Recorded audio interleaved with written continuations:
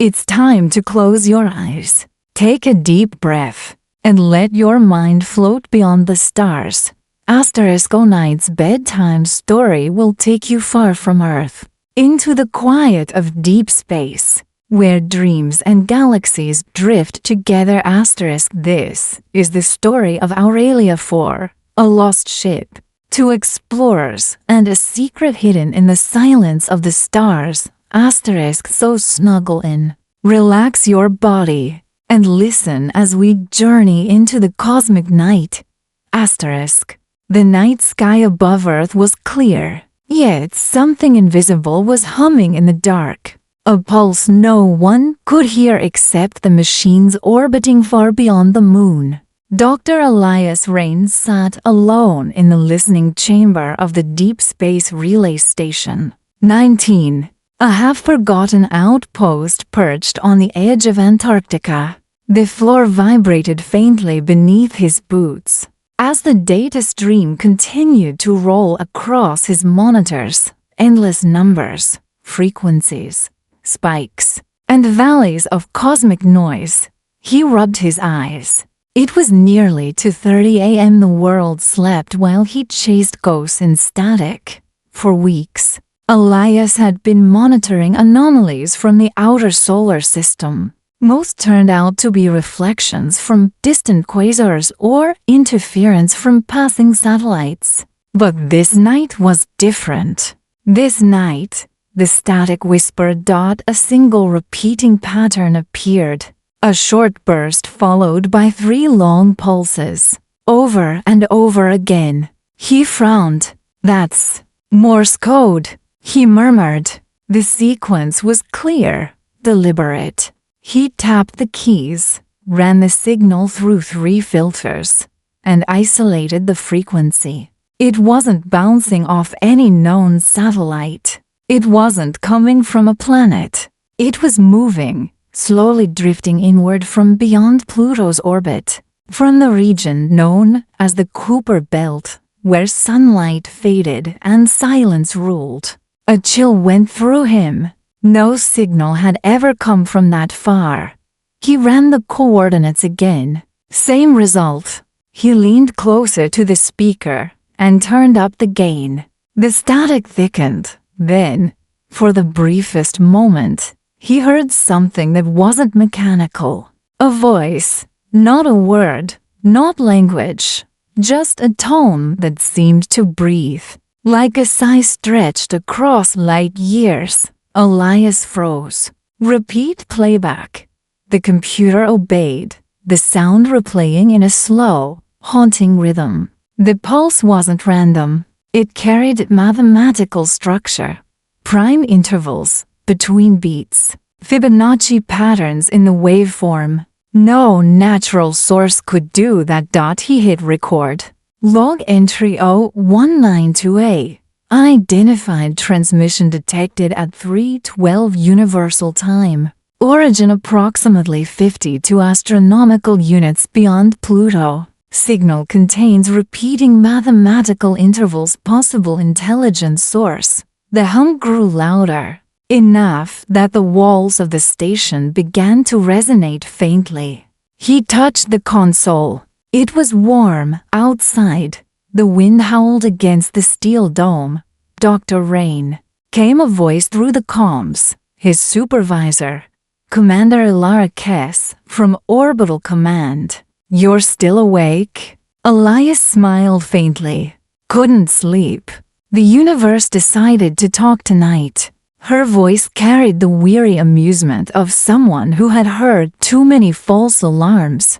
"Is this another background echo?" "I don't think so," he said, his tone shifting. "It's repeating, and it's moving closer." There was a pause on the other end. "Closer?" "Yes." Vector indicates a slow drift toward the inner solar system. "Velocity?" He checked the display again. "Roughly 8 kilometers per second." "That's impossible," she said quietly. "No known object travels inward at that speed without gravitational assist." "Are you sure?" He didn't answer. He was staring at the waveform now, his eyes wide. The pattern had changed. The pulses were reshaping, forming what looked like a waveform image. He enhanced it. Letters began to form on the screen, jagged, imperfect, but unmistakably English. ELILS. His own name. He stumbled backward from the console, breath catching in his throat. The room was silent except for the hum of the equipment. Ilara. It spelled my name. Elias. Are you okay? That's not possible. You're probably seeing data corruption. He stared again. The letters faded, replaced by the same steady pulse. Maybe, he whispered. Maybe not. 3 days later at the International Space Exploration Division ISED headquarters in Geneva, the discovery was classified immediately. The signal's existence was confirmed by 3 independent stations. It wasn't just real, it was consistent. The media never heard a word about it. Within a week, a mission was authorized. Aurelia 4. A deep space expedition designed to follow the origin of the signal. Its purpose, officially, was to investigate a possible cosmic anomaly. Unofficially, it was to make first contact. Elias Rain, the man who first heard the signal, was chosen as linguistic specialist for the mission. He didn't have a choice. When something in the dark calls your name, he told Ilara, you either run from it or answer. Departure briefing team assembled inside the hangar of the orbital dockyard. There was Captain Mira Holt, calm and strict. Engineer Soren Vale, an old friend of Elias. Navigator John Cato, quiet and observant. And Dr. Kira Mendel, a biologist known for her cold logic. On the main screen hovered the holographic trajectory from Earth's orbit to the edge of the Kuiper Belt, following the faint signal as it drifted deeper into the void. Estimated travel time, said Mira, 13 months, including gravitational slingshot maneuvers. Mission priority, added Kira, is data retrieval and contact analysis. No physical interaction without verification. Elias watched the projection of the dark star system, a dim, brown dwarf region at the edge of mapped space. And if we find who's calling? Mira looked at him. Then we find out why. Night before launch, Elias couldn't sleep. He stood at the observation deck of the orbital station, watching Earth rotate below. Blue oceans, white clouds, home. Yet something inside him felt already distant. He pulled out his tablet and played the signal again. The same pattern echoed softly in the empty room. This time, there was something new. A faint underlayer of voices, overlapping, like multiple tones speaking at once. He slowed the playback by 400%. The whisper became words, barely audible, but clear enough to send a shiver through him. Don't come. He froze. The words repeated, distorted, pleading. Don't come. Elias turned off the player and sat down slowly. Then why did you call me? He whispered. Launch date Aurelia 4 rose from the launch pad in a blaze of white fire.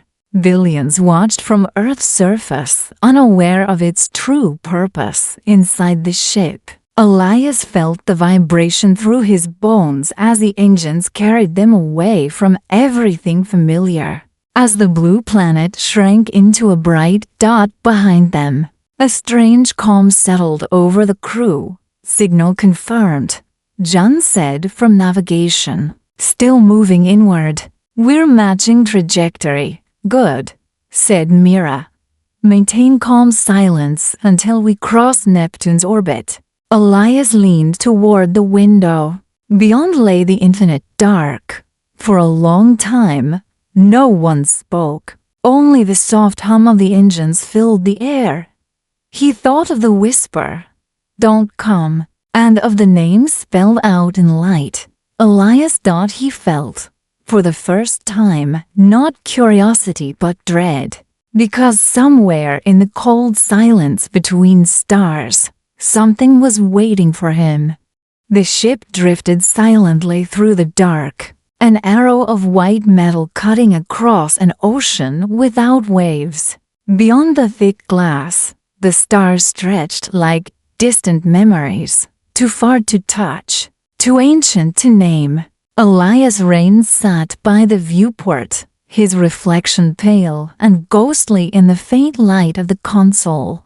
The hum of the engines had become a kind of lullaby, low and constant, the heartbeat of the vessel. It had been 39 days since launch. The Earth was now nothing but a memory in their rear sensors, and even the sun was no longer bright, but a dull, white coin behind a haze of interstellar dust. The Aurelia IV glided on silent propulsion, its gravity field balanced to mimic Earth's pull. Inside, 6 people lived as though they hadn't already left their world behind. Captain Mira Holt moved through the bridge with her usual quiet precision. She had the expression of someone who trusted no one, not because of suspicion, but because trust. She believed, belonged only to planets and air. Beside her, John Cato adjusted the navigation maps, tracing their current arc. The signal was still ahead, pulsing faintly at the same frequency as before. It hadn't changed in weeks. That, somehow, made it worse. Still steady, John said softly. Same coordinates. No variation in the pattern, Mira nodded. Keep monitoring. Any fluctuation in the signal, even 1 decimal. I want to know. Elias half listened, half dreamed. He was exhausted from decoding transmissions, from listening to the endless hum of the unknown. The sound had embedded itself in his thoughts. Even when he tried to sleep, he could still hear it under his pulse. He began to imagine the signal not as a sound, but as a presence, a heartbeat across the dark, waiting for someone to answer. He pressed a few keys and ran a new analysis on the incoming wave. The screen filled with cascading data. Something subtle had shifted. The rhythm between pulses was slightly off, a few microseconds delayed. He leaned closer. The signal was slowing down. Before he could report it, the floor beneath him trembled. Not much, but enough for every crew member to glance up. The lights dimmed for a second, then steadied. Engineering, report. Mira's voice snapped. From the lower deck, Sorenvale answered through the comms, his voice calm but edged. Power fluctuation. Nothing critical. But I've never seen readings like this. It's as if the ship just hiccuped. Check the reactor flow, she ordered. Elias watched the data feed on his own console. The signal spike had coincided with the tremor. Whatever was broadcasting that pattern out there, it had just responded to their proximity. Captain, he said, the fluctuation happened exactly when the signal peaked. It's correlated, she finished for him. He nodded. Yes.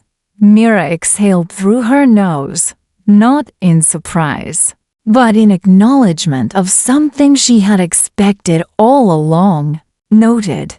We continue forward. The rest of the day passed in uneasy calm. Elias recorded logs, analyzing harmonics, writing notes that made less and less sense the longer he stared at them. His handwriting shook. His mind kept slipping into flashes, images that weren't his. A landscape of glass, a sky full of red light, structures like frozen lightning reaching up from the ground.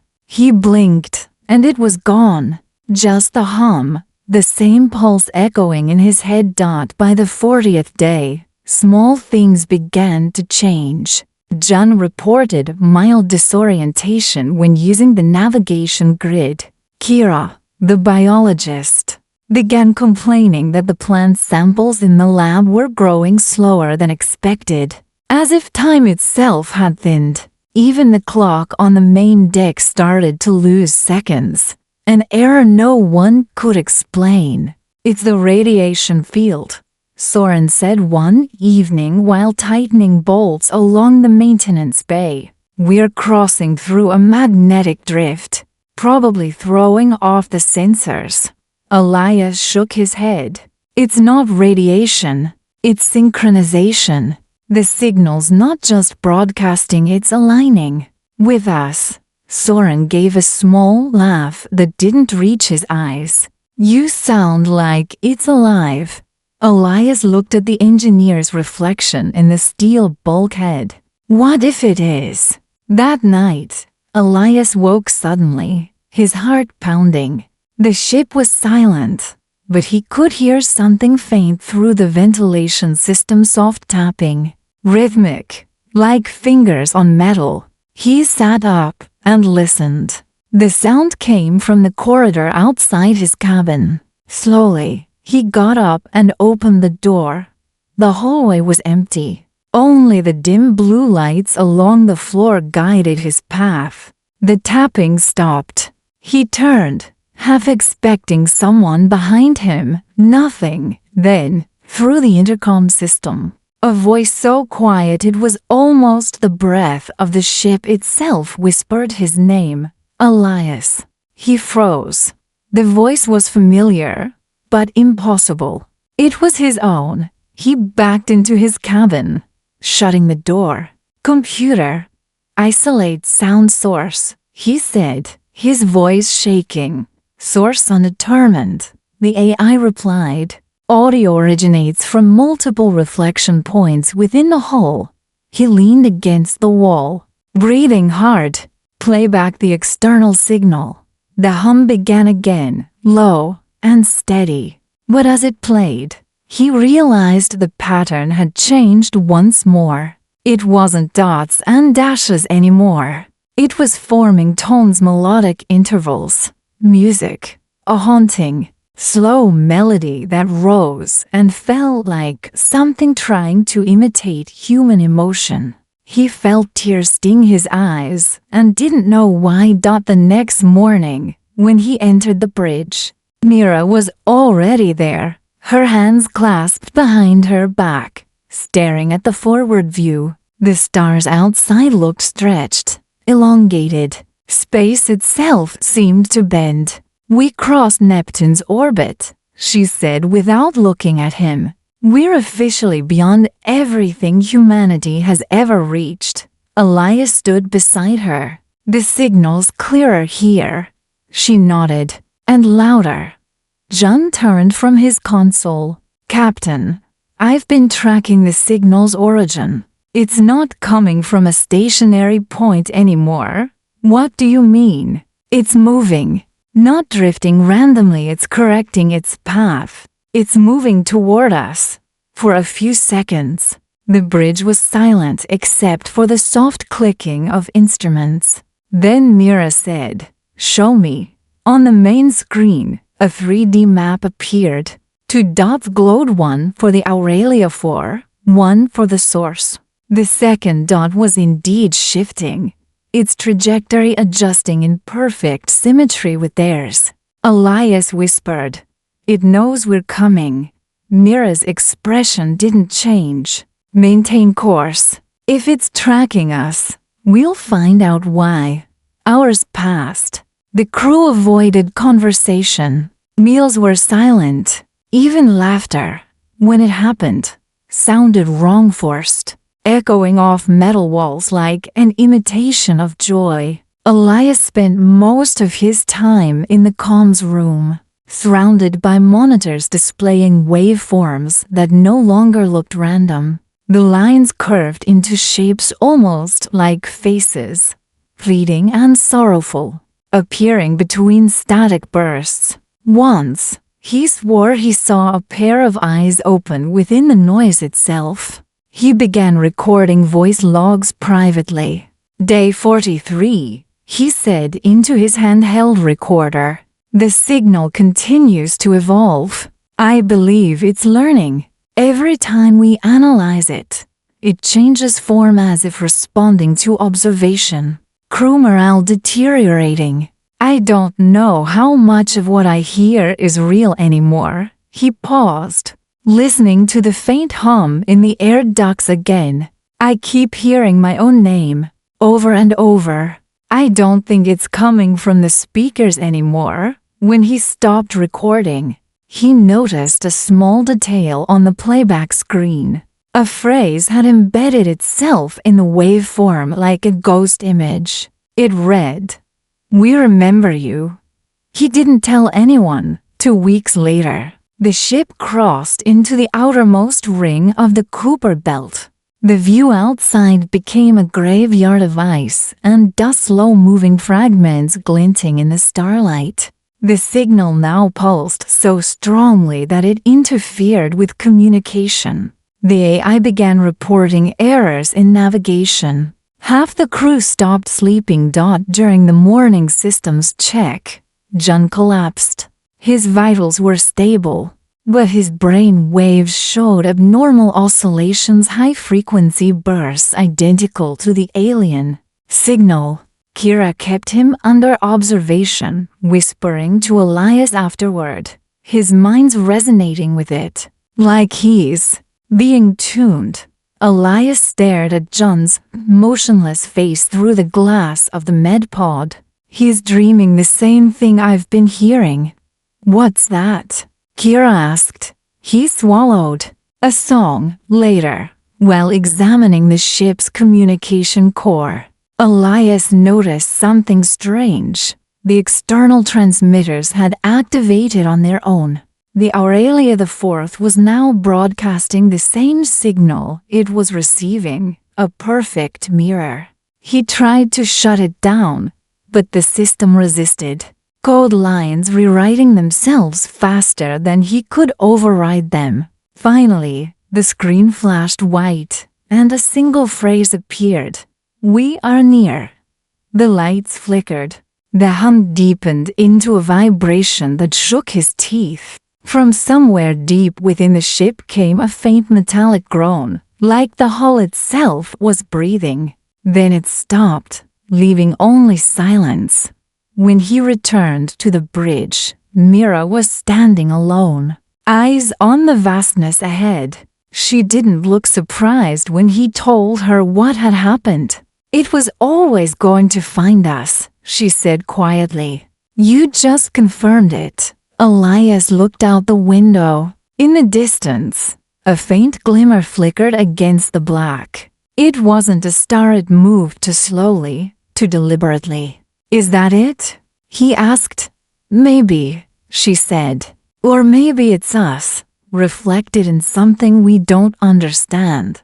The light blinked once, then twice, then vanished. Elias felt the same chill that had crawled through him the night he first heard his name in static. He thought of Earth, of the sky, of sound, of everything warm, and realized he already missed it. That night, when he finally tried to rest, he dreamed of a great mirror floating in the void. In its reflection, he saw himself not as he was, but as something made of light and memory. The reflection raised a hand. When he raised his own, it smiled. He woke gasping in the darkness, his hand still lifted. The hum of the ship was gone. There was no sound at all, not even the breath of machinery. For a single impossible moment, the Aurelia IV drifted through perfect silence. Then the whisper returned, everywhere at once. "Welcome home." He didn't sleep again. The engines thrummed like a heartbeat beneath the metallic bones of the ship. Elias Rain stood in the viewing bay, his hands clasped behind his back. watching the shrinking marble of Earth through the transparent hole. The world was fading, swallowed by the velvet darkness of space. Blue oceans turned to pinpricks of color, and then only the hum of the ship reminded him that he hadn't drifted away entirely. The Aurelia moved smoothly through the upper orbit, guided by an AI that spoke only when necessary. Around him, the crew prepared for the long journey ahead, voices murmuring, data pads beeping, and the faint hiss of pressure seals clicking into place. Commander Shaw barked an order from the control pit, his tone sharp but not unkind. "Keep the oxygen balance steady. I want no fluctuations past the belt." Elias didn't respond. His attention was drawn to the static on his communicator again, soft, rhythmic, almost deliberate. The sound had followed him since training, since he'd first been assigned to decode the signal that no one could explain. He pressed the earpiece tighter, listening. There it was again. 3 beats, a pause. 2 beats, like some alien form of Morse code. Then silence. Always silence. "You're still hearing it, aren't you?" He turned. It was Leon, the ship's engineer, her dark hair tied back beneath a reflective helmet. She smiled faintly, though her eyes betrayed unease. "I hear it too sometimes," she added. "The static changes pitch when we pass through certain magnet fields. Maybe it's interference." "Maybe," Elias said, though he didn't believe it. The pattern was too precise. Hours passed. The crew busied themselves with course calibration, data relays, and power checks. Elias sat by the observation port, taking notes on the signal's intervals. His tablet filled with lines of numbers and waveforms, each more erratic than the last. The ship's AI occasionally flickered in his peripheral vision, a holographic woman of faint blue light, smiling but blank. "Dr. Rain," she said, "would you like me to mute external frequencies?" "No," he replied. "Keep them open. I want every fragment of noise." "As you wish," the AI said, fading out with a digital sigh. By the 3rd day, something strange began to happen. The ship's clocks desynchronized. Hours slipped without record, and the crew complained of missing log entries. Leon mentioned waking up in her quarters to find her tools rearranged, a wrench in her bunk, and datapad switched off though she'd left it on. Shaw ordered a system scan, but the AI reported nothing unusual. "We're in clean orbit," she said calmly. "All systems nominal." That night, Elias dreamt again of the signal. But this time, he wasn't listening to it. He was inside it. Sound waves surrounded him, shifting like walls of liquid glass. Voices whispered in unknown syllables, merging and splitting in impossible harmony. He tried to record them in his dream, but his fingers dissolved into the current. When he woke, the ship's internal lights were flickering. The AI's voice was softer than usual, as though speaking from a great distance. "Dr. Rain," she said, "you were speaking aloud in your sleep." He rubbed his eyes, still half trapped in the echo of the dream. "What did I say?" Her hologram shimmered to life beside his bunk. The pale glow made her face seem almost human. "You said, we're not alone anymore." Elias sat up. The hum of the engines seemed louder now, like something breathing deep within the ship's metal lungs. He looked out the viewport, and for the briefest moment, he thought he saw something move past the hull, a shadow without shape, gliding alongside them, keeping perfect pace before vanishing into the dark. He stared, unblinking. There was no record of it on the ship's sensors. But he knew what he'd seen, or thought he'd seen, for the first time since launch. Elias wished the static would stop. The engines thrummed like a heartbeat beneath the metallic bones of the ship. Elias Rain stood in the viewing bay, his hands clasped behind his back, watching the shrinking marble of Earth through the transparent hull. The world was fading, swallowed by the velvet darkness of space. Blue oceans turned to pinpricks of color, and then only the hum of the ship reminded him that he hadn't drifted away entirely.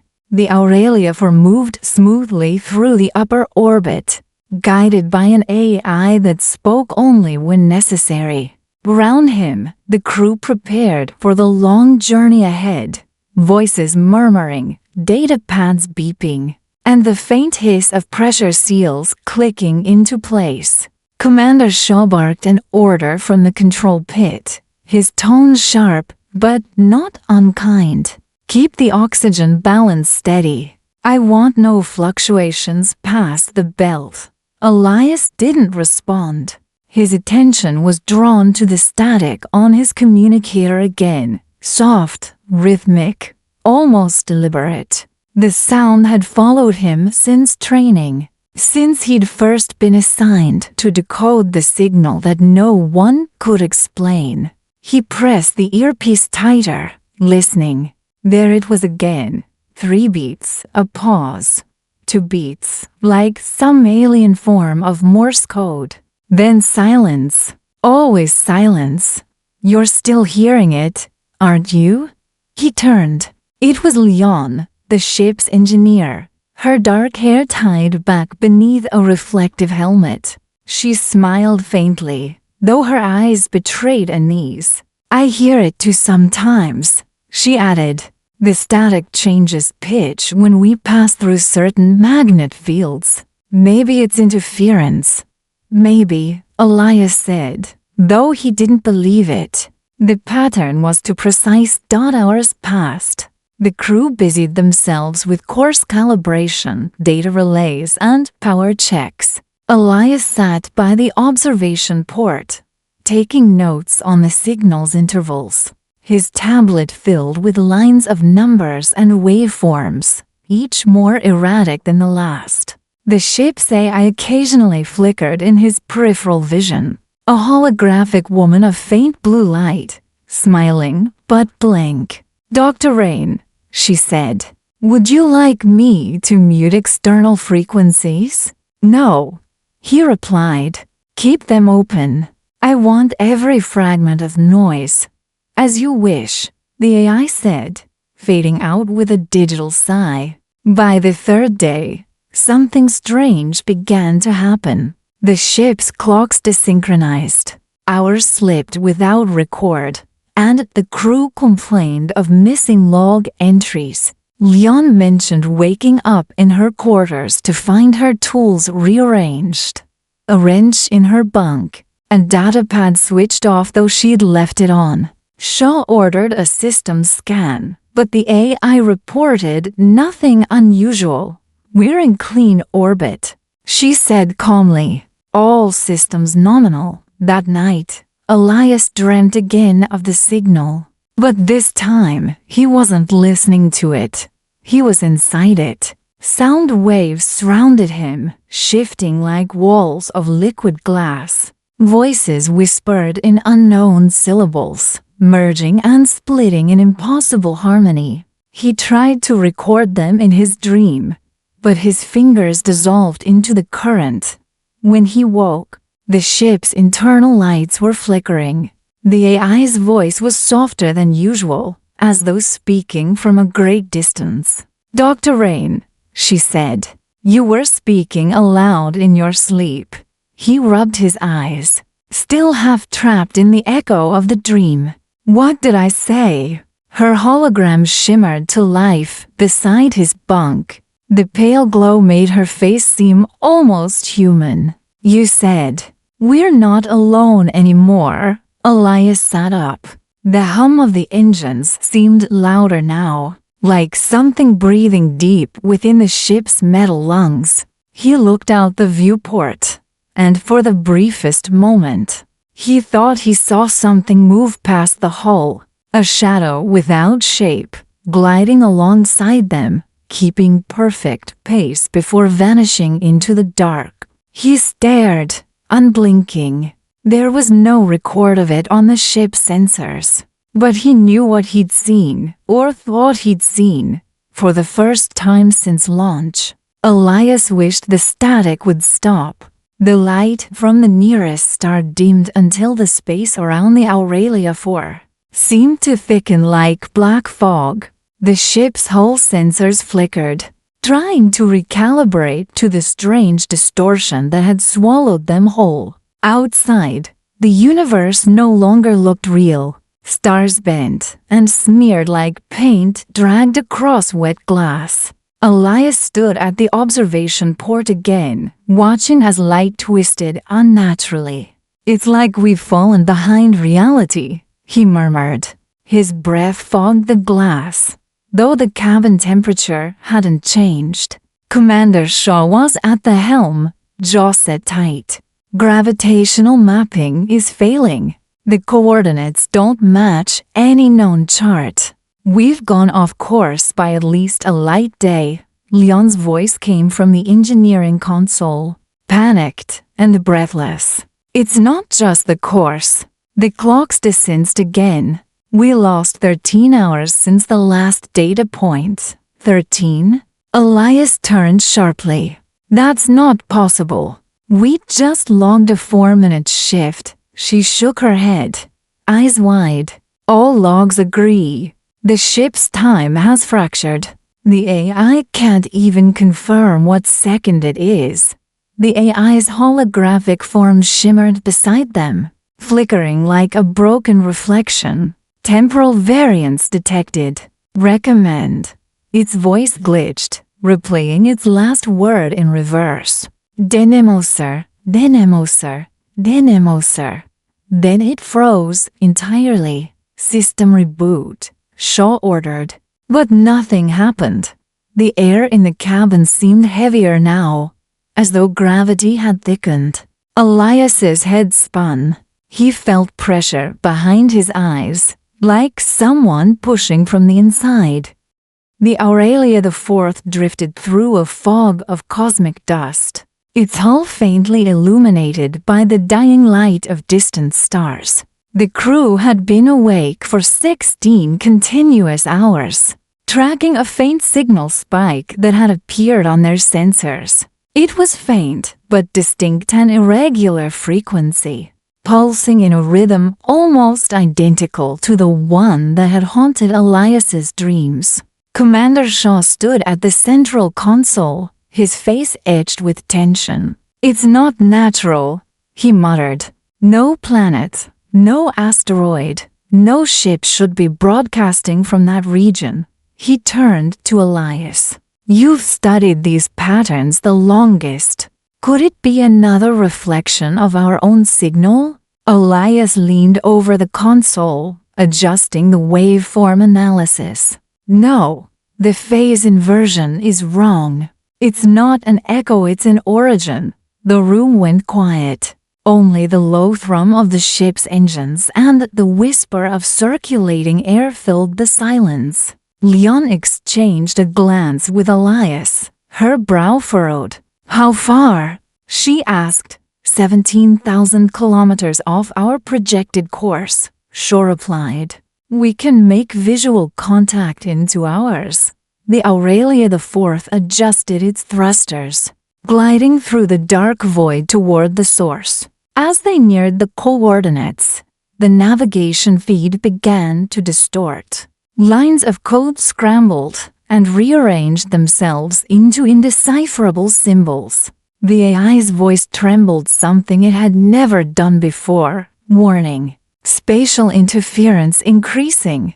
Gravitational fields unstable. Recommend immediate course correction." Shaw ignored it. "We're not turning back. Prepare for visual capture." Elias stared at the main viewport. At first, there was nothing. Then, out of the darkness, A faint shimmer appeared like light reflecting off invisible glass. It grew brighter, resolving into a fragmented object drifting silently through space. It was a probe, old, battered, half buried in a cloud of metallic debris. Its surface was covered with alien script that pulsed faintly, as though alive. Magnify, Shaw ordered. The holographic display zoomed in, revealing a cracked emblem on the probe's hull, 3 interlocking circles, each etched with small, delicate runes. Leon frowned. That's not any Earth insignia, not NASA, not Russian, not from any of the Alliance agencies. Elias leaned closer, his heart pounding. Wait, look at the metal structure beneath the corrosion. That's Terran alloy, early 22nd century manufacturing. This was built on Earth. Everyone turned to him. That's impossible, Shaw said flatly. No one's been this far out. And that design, it's decades ahead of us. Elias touched the console, zooming further. Look here, this probe is transmitting on our exact frequency. The same pulse we've been following since the signal began. As if on cue, the static returned to the comms, louder this time, layered with whispers that sent shivers through the cabin. It wasn't random noise anymore. It was speaking. Elias. The voice was faint but clear, stretched across the static like something buried underwater. Everyone froze. Shaw turned to Elias slowly. Did that thing just say your name? He couldn't answer. His throat tightened. The voice came again, more insistent now, like a memory calling out from deep space. Elias. We found you. Leon gasped. The lights flickered. The AI's voice fractured into a cascade of distorted tones. Unknown interference. Identity mismatch. Origin uncertain. Shut it down, Shaw shouted. But before anyone could react, the probe emitted a blinding flash. The Aurelia IV shook violently, alarms wailing through the decks. Elias fell to the floor as gravity momentarily failed, his vision blurring in streaks of white and red. When the chaos subsided, silence returned, thick and absolute. The probe was gone. Only a trail of faint, golden dust remained where it had floated moments ago. The AI rebooted itself with a soft hum. No external object detected, it said in a calm, hollow tone. Elias rose slowly, his pulse hammering in his ears. Check again, he whispered. It was right there. We all saw it. The AI paused. There is no record of any anomaly. Shall I erase the corrupted log files? Leon shook her head, whispering. It's erasing proof. Shaw's jaw tightened. Do it, he said. We're not letting paranoia sink this mission. Elias turned toward the viewport, staring into the infinite dark. The golden dust drifted like fireflies in the void, spreading wider until it vanished completely. He felt it, then a quiet pulse beneath his skin, matching the same rhythm as the signal. He didn't need to look at the readings to know. The probe wasn't gone. It had found a new vessel. The Aurelia IV drifted in complete silence above the alien city. The light from the central beam had dimmed to a ghostly shimmer, and now the ruins below seemed to breathe, as if the metal itself remembered what it once was. No one spoke. The crew's movements were slow and deliberate, as though afraid that sound alone might awaken whatever watched them from beneath that surface. Elias sat by the viewport, his eyes fixed on a structure that resembled a spire. Its walls were translucent, and faint silhouettes moved within, slow, graceful motions that looked almost human. yet somehow too fluid to belong to flesh and bone. "Captain," he said quietly, "there's movement inside that tower." Commander Shaw approached, his boots clicking on the floor. "Reflections," he said. "This entire place is made of mirrored surfaces. Don't let it get to you." But as he spoke, one of the shapes in the glass turned its head directly toward the ship. Elias froze. The movement wasn't a trick of light. The figure's face was a pale blur, its features undefined, but eerily aware. For a long second, it watched them through the void, and then it lifted an arm in a slow, deliberate gesture. It was waving. The lights across the Aurelia the Fourth flickered. The AI's voice, calm but distant, filled the cabin. Unidentified electromagnetic field approaching from the surface. Source indeterminate. Leon's fingers flew across the controls. "It's scanning us, radiation levels fluctuating, but not harmful. It's trying to read us." "Pull us back," Shaw ordered. Before anyone could respond, something shimmered outside the viewport. A shape began to materialize, a faint outline in the darkness, rippling like heat over cold glass. Elias's breath caught. The figure drifted closer, taking form as light condensed around it. It was tall, nearly human in proportion, its skin translucent as crystal. Within its body flowed streams of light that pulsed with the same rhythm as the alien signal. It hovered just beyond the hull, moving without propulsion. When it turned its head, the stars behind it bent ever so slightly, as though reality itself bent to accommodate its presence. No one moved. Then, slowly, it raised its hand, mirroring Elias's own frozen position. He didn't think, didn't plan. He just lifted his palm toward the glass. The creature's glowing fingers matched his motion perfectly. "Dr. Rain," Shaw barked, "step away from the viewport." But Elias couldn't. His pulse matched the rhythm of the lights inside the being's body. The hum of the ship faded away, and for a heartbeat, he felt something brush against his thoughts. Not a voice, not a word, but awareness.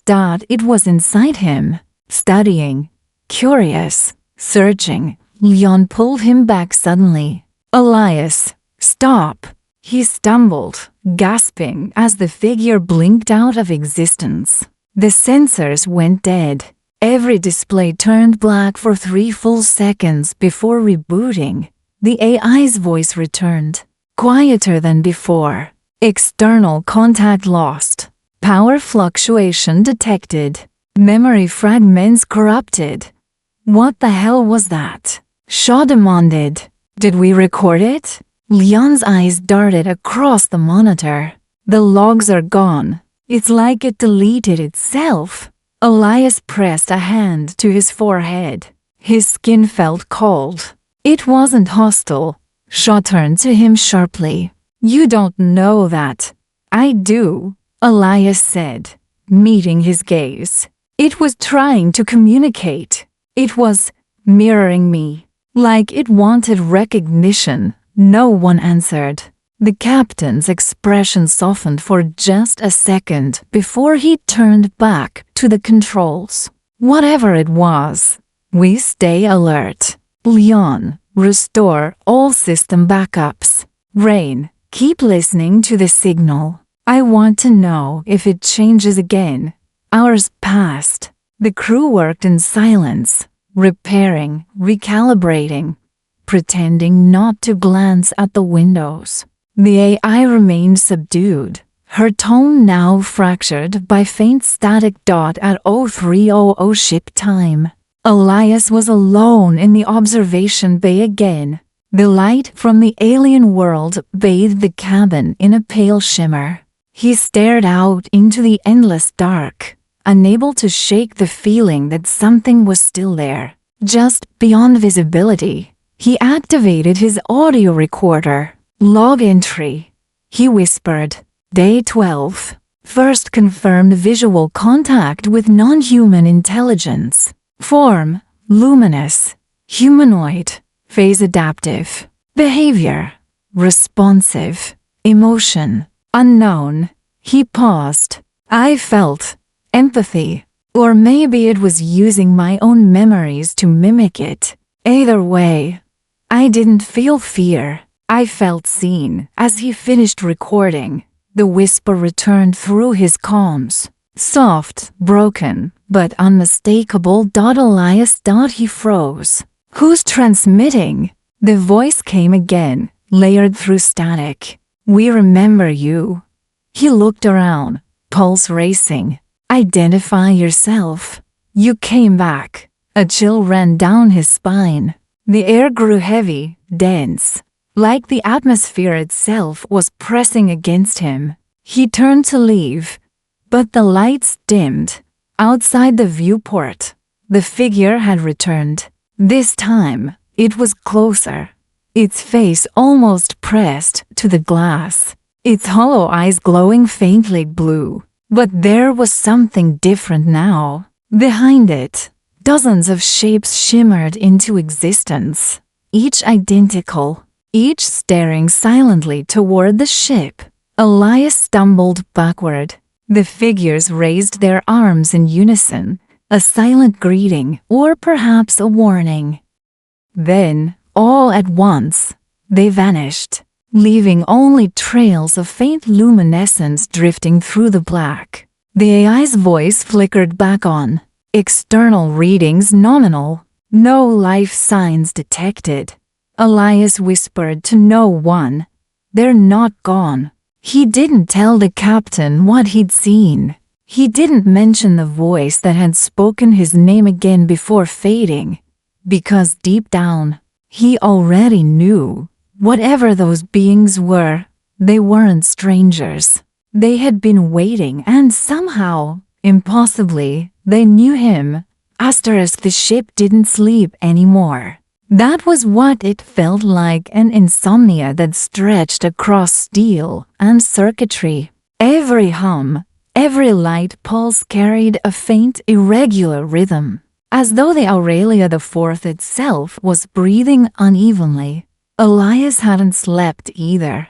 He sat in the communications bay, surrounded by monitors and recording modules, watching as patterns of sound spilled across holographic screens. The signal had changed again. Its tone was slower, softer, almost deliberate. He isolated a fragment and replayed it.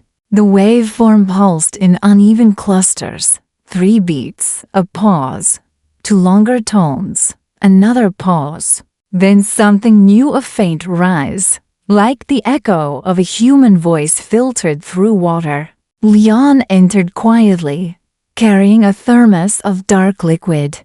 Her eyes were ringed with exhaustion. Still at it. He nodded. It's not random. It's responding to us. She placed the thermos beside him and leaned closer to the screen. Responding how? I transmitted a frequency sweep an hour ago, standard reply code. And look, he pointed at the data scrolling across the display. The return pulse mimics our sequence, but reverses the final to notes. It's an inversion, like a mirror. Leon frowned. So it's imitating us? Elias hesitated. Not just imitating, interpreting. For a long moment, they listened to the static filling the cabin. It wasn't just noise, it had weight, presence. Beneath it, Elias could swear he heard whispers, familiar voices layered under alien tones. Then it happened. The comms flickered, lights dimming for a fraction of a second, and a faint voice emerged through the static. It wasn't electronic. It wasn't artificial. It was human, or close enough to make his stomach twist. Do not arrive. Leon's eyes widened. What did it just say? Elias leaned closer, heart hammering. Play that again. He looped the recording.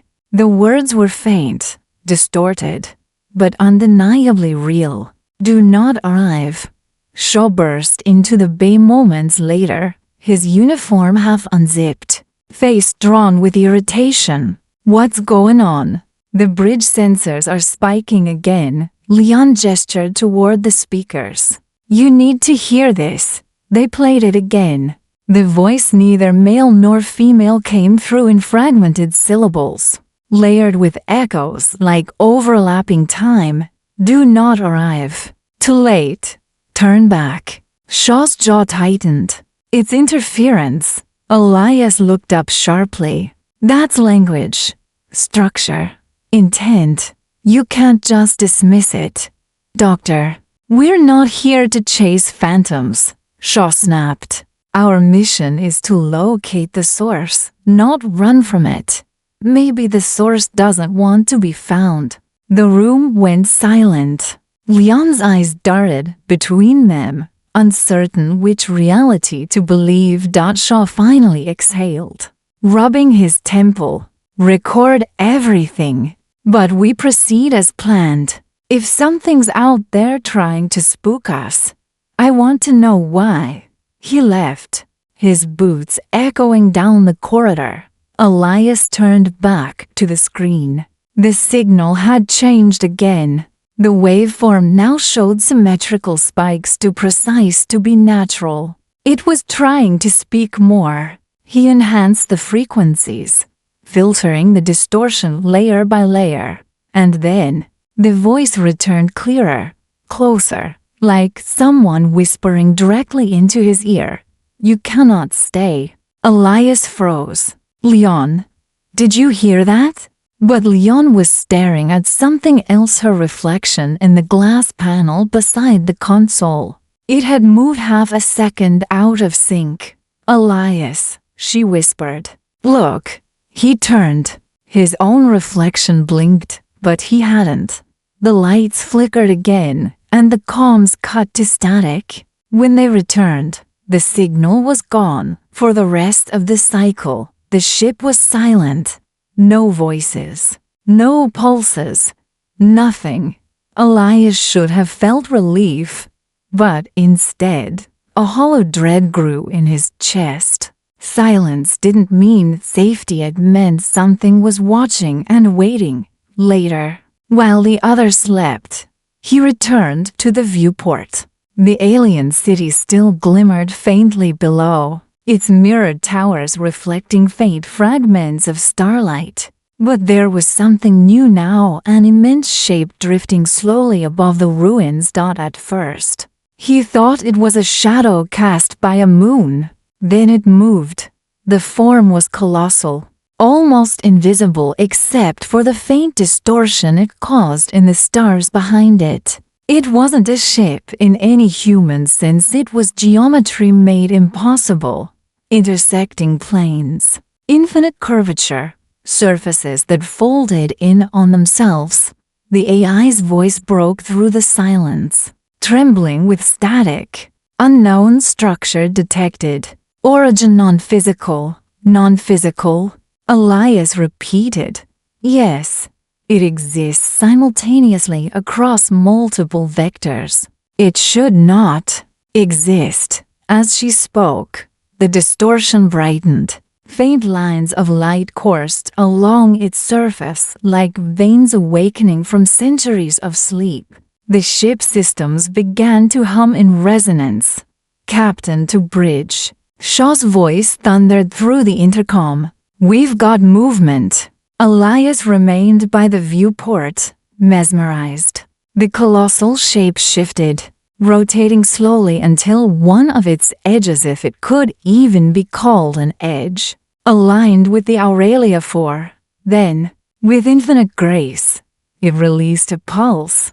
The wave hit the ship like a heartbeat, not violent, but deep, vibrating through metal and bone.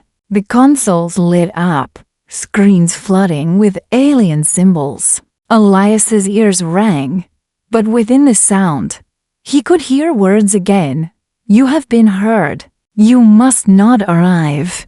He stumbled back. It's warning us. Shaw's voice came through the comm.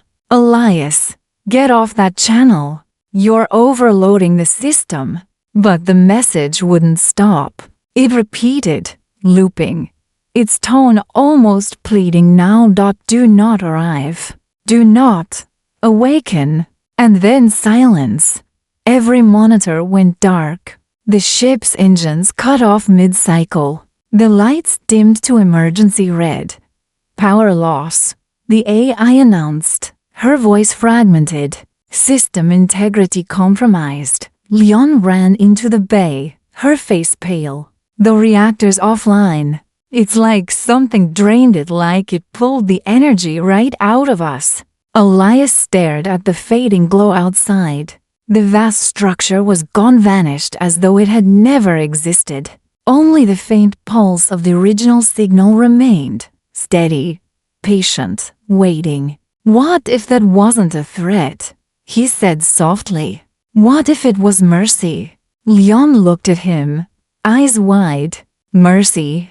He nodded slowly. They're warning us because something worse is waiting, and we're heading straight toward it. The AI flickered again, whispering in overlapping tones. Trajectory locked. Unable to alter course, Shaw's voice echoed through the ship. Everyone to stations. I don't care what that thing said, we finish what we started.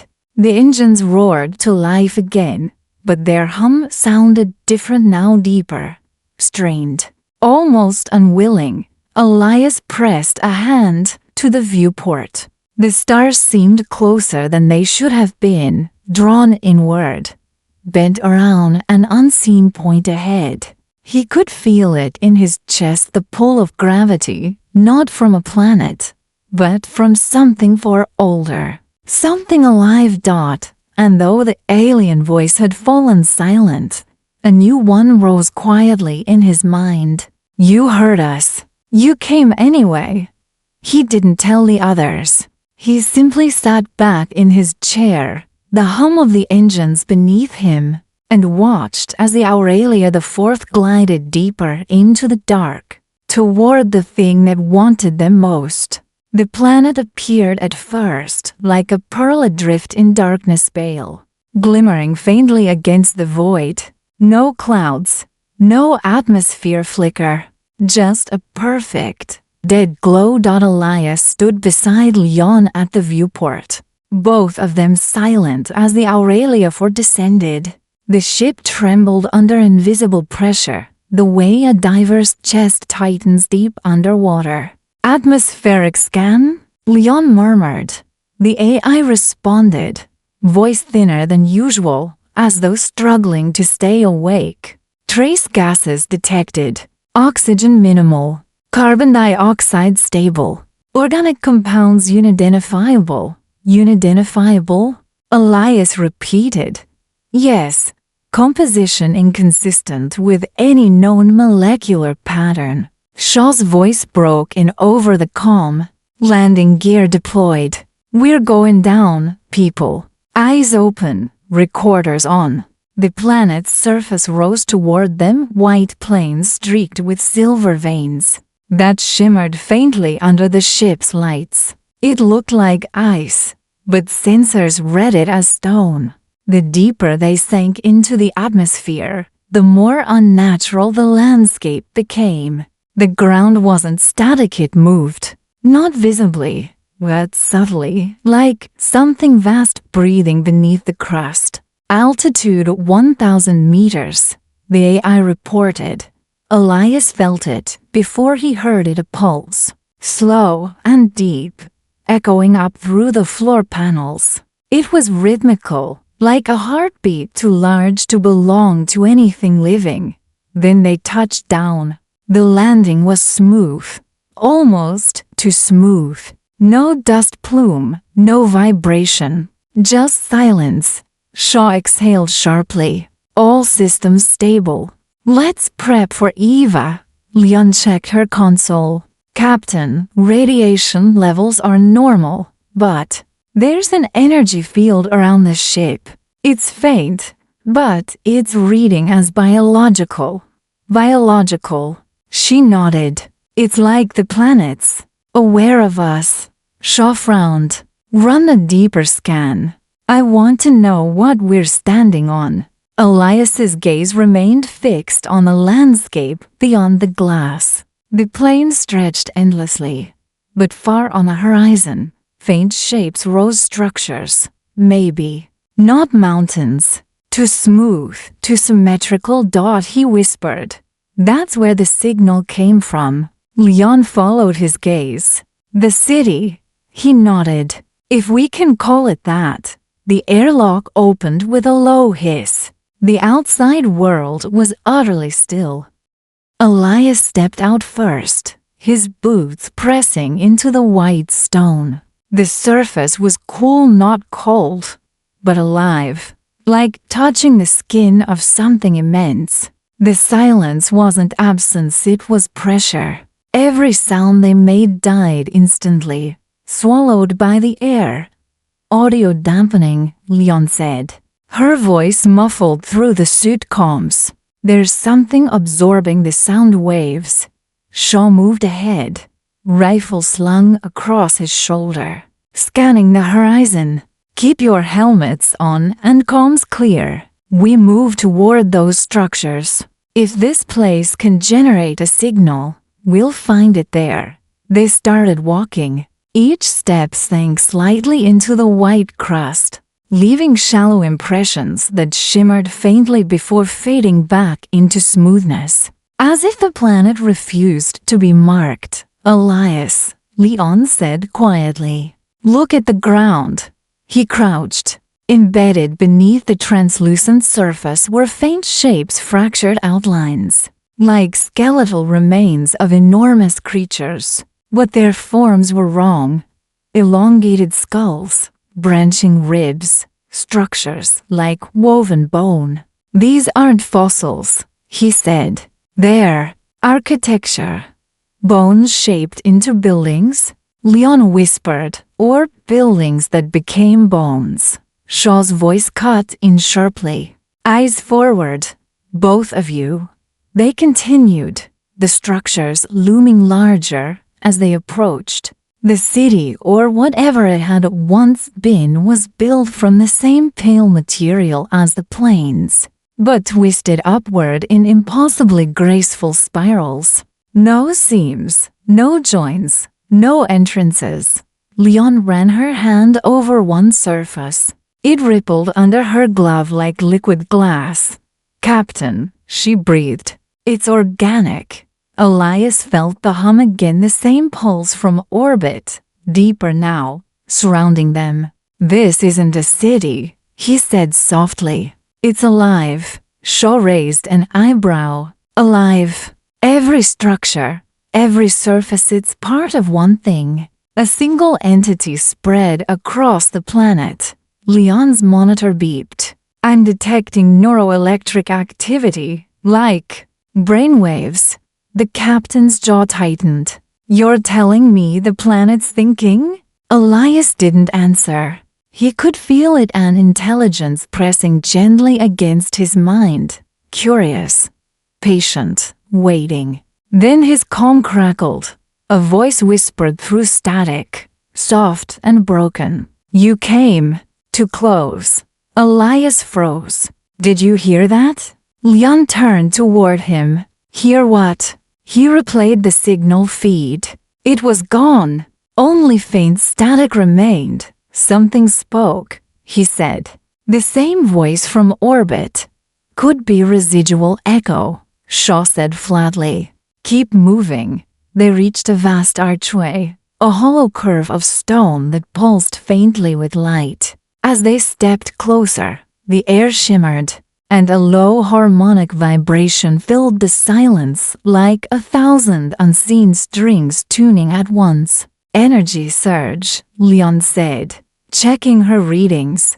Localized, non-lethal, maybe an entry field. Without waiting, Shaw stepped forward. The air rippled around him, and he vanished. Captain, Leon shouted. Elias hesitated only a moment before following. The shimmer engulfed him. For a moment, there was nothing, no sight, no sound, no body. Then the world reassembled around him in fragments of light. They stood inside a vast chamber that seemed carved from crystal and light. Every surface glowed faintly from within, as though the room itself was breathing. Shaw stood ahead, staring at something enormous rising from the center, a sphere suspended in midair, black and perfect, with thin tendrils of energy connecting it to the walls. "What is that?" Leon whispered. The AI's voice came faintly through their helmets. "Source of signal confirmed. Composition unknown. Energy output exceeds recorded scale." Elias stepped forward, drawn toward the sphere. It vibrated gently, each pulse matching the rhythm of his heartbeat. He reached out a hand, and the room darkened. A surge of images flooded his mind. Cities turning to bone, skies falling inward, stars extinguishing one by one, and through it all, a single, haunting phrase: "We made this place to remember."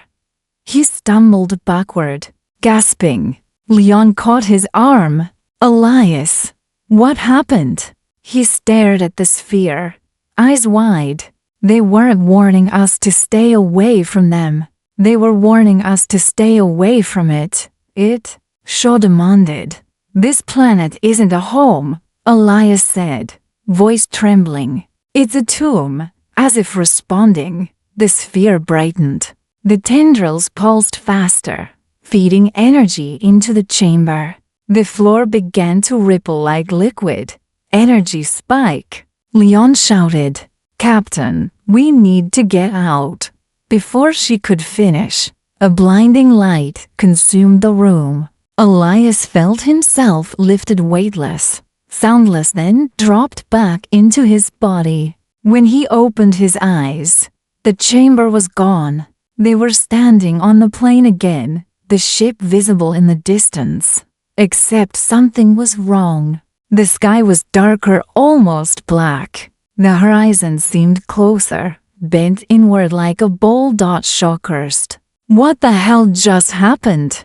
The AI's voice came through their comms, trembling. "Temporal displacement detected. Chronology inconsistent. Estimated shift, 47,000 years." Leon's eyes widened. "We've been moved." Elias turned slowly toward the horizon. The city, those spirals of bone and glass, was no longer standing. It lay in ruins, crumbling into the white dust. He whispered, "We're seeing the end." A low rumble echoed beneath them. The ground quivered, not violently, but mournfully, as though something vast sighed below. And from the dust, faint figures began to appear, transparent silhouettes shaped like light, drifting through the ruins. They weren't ghosts. They were memories, echoes of a civilization that had burned itself out. Elias watched them silently, heart heavy. "They uploaded themselves into the planet," he murmured. "Their consciousness became part of it. That's why it thinks. That's why it warned us." One of the luminous figures turned toward him. Its form flickered, half human, half abstract. When it spoke, its voice resonated through his chest. "You should not have come." Elias swallowed hard. "We came to learn. Then learn this." The sky cracked. A blinding rift opened above them, spilling endless black light. For a heartbeat, Elias saw it, the truth behind the signal. Not a planet, not a civilization, but a prison, a seal, and something vast behind it, still waiting to wake. "We could not destroy it," the voice said. "So we became the walls that hold it." Then the vision shattered. The figures vanished. The silence returned. Shaw's voice was a whisper. "We're leaving. Now. They ran back toward the Aurelia 4. The planet's surface pulsed beneath their feet, alive and warning them with every tremor. As the airlock closed behind them, Elias looked back one last time. The white plane shimmered faintly, as though something beneath had shifted in its sleep. He whispered to himself, "What happens when it finally wakes up?" The AI answered softly, though no one had asked her. "Then silence will end." The Aurelia 4 rose slowly from the planet's surface, engines whispering against the still air. No dust stirred, no light changed. It was as though the world below refused to acknowledge that anything had ever landed there. "Altitude 4,000 meters, the AI announced softly. "Atmospheric resistance minimal. Departure path clear." Elias leaned forward in his seat, eyes fixed on the pale horizon vanishing beneath them. The city of Bone was gone. The plains stretched endlessly, unbroken, except for one faint line of motion like a crack spreading through ice. He whispered, "It's moving again." Shaw didn't turn from the controls. "Ignore it. Our only job now is to get out." The ship shuddered once, then again harder. "Stabilizers compensating," Leon said, gripping the console. "No external contact, but something's disrupting the field." The AI's tone shifted, colder, detached. "Planetary magnetism increasing exponentially. Gravitational fluctuations detected. Origin, subsurface." "Subsurface?" Shaw repeated. "You mean under the crust?" "Yes, Captain." The deck trembled, a deep vibration running through the ship's bones. The crew looked out the viewport and saw it. A fissure tore open across the planet's surface, wide enough to swallow mountains. From within poured light, white and alive, pulsing like veins through darkness. "Holy," Leon began, but the rest of her words were lost as the ship lurched sideways, caught in an invisible current. Gravity field shifting. She cried, "It's pulling us back down." "Reverse thrust." Shaw barked. Engines roared. The ship strained, shaking violently as it tried to break free. Warning lights flared across the cockpit, structural integrity at 68%. The AI reported calmly, as if reading a lullaby, "You are not permitted to leave." Shaw froze. "What did you just say?" The AI paused. "Correction, gravitational anomaly not naturally occurring." Elias's stomach turned cold. "The planet's holding us." Leon's fingers flew over the controls. "I'm rerouting power to the main thrusters." "Do it," Shaw said. The ship roared, engines glowing white hot, but the stars above seemed to stretch farther away, retreating like a mirage. Then the comms filled with a whisper. "Stay." The voice wasn't human, but it wasn't alien either. It was layered, thousands of voices speaking in unison, calm and sorrowful. Elias felt the sound through his bones. "They don't want us to go." "Too bad," Shaw said. "We're not dying here." But even as he spoke, the light beneath the planet's crust began to change color from white to deep violet. The fissures widened, twisting like veins across the plains. The AI's voice broke into static. "Core anomaly detected. Energy levels rising beyond measurable scale. Recommend immediate." Then silence. "AI, respond." Shaw demanded. No answer. "Systems are offline," Leon said. "Something's overriding the interface." Elias's console flickered. Lines of alien symbols appeared, shifting like code. Then, for a heartbeat, they formed a phrase in English. "You broke the seal," he whispered. "It wasn't a prison. It was a lock." Before anyone could respond, the ship was thrown violently sideways. Metal screamed as the hull twisted. The view outside changed, no longer the surface, no longer sky. They were falling, spiraling into light. The planet had opened. When Elias regained consciousness, everything was still. The cabin lights flickered weakly. Smoke curled in the air.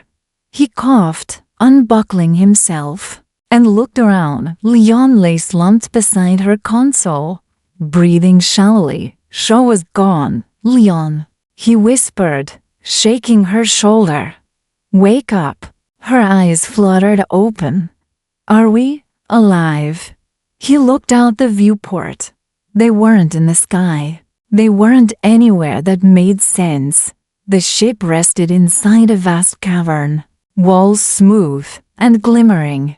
Like the inside of a pearl, light pulsed through them, slow and steady, like blood through veins. And far in the distance, at the center of the cavern, something moved. It wasn't a creature, not in any shape they could recognize, but a mass of flowing light and matter, constantly shifting, as though trying to remember what form it used to have. Leon stared, unable to breathe. "Elias, is that?" He nodded slowly. "The thing they sealed." The floor trembled. The entity's movement sent ripples through the chamber.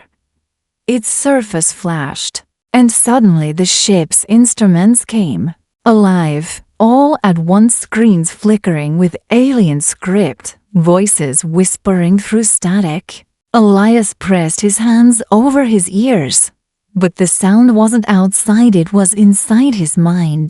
Memories that weren't his filled his thoughts, cities burning, stars dying, voices crying out across galaxies for help.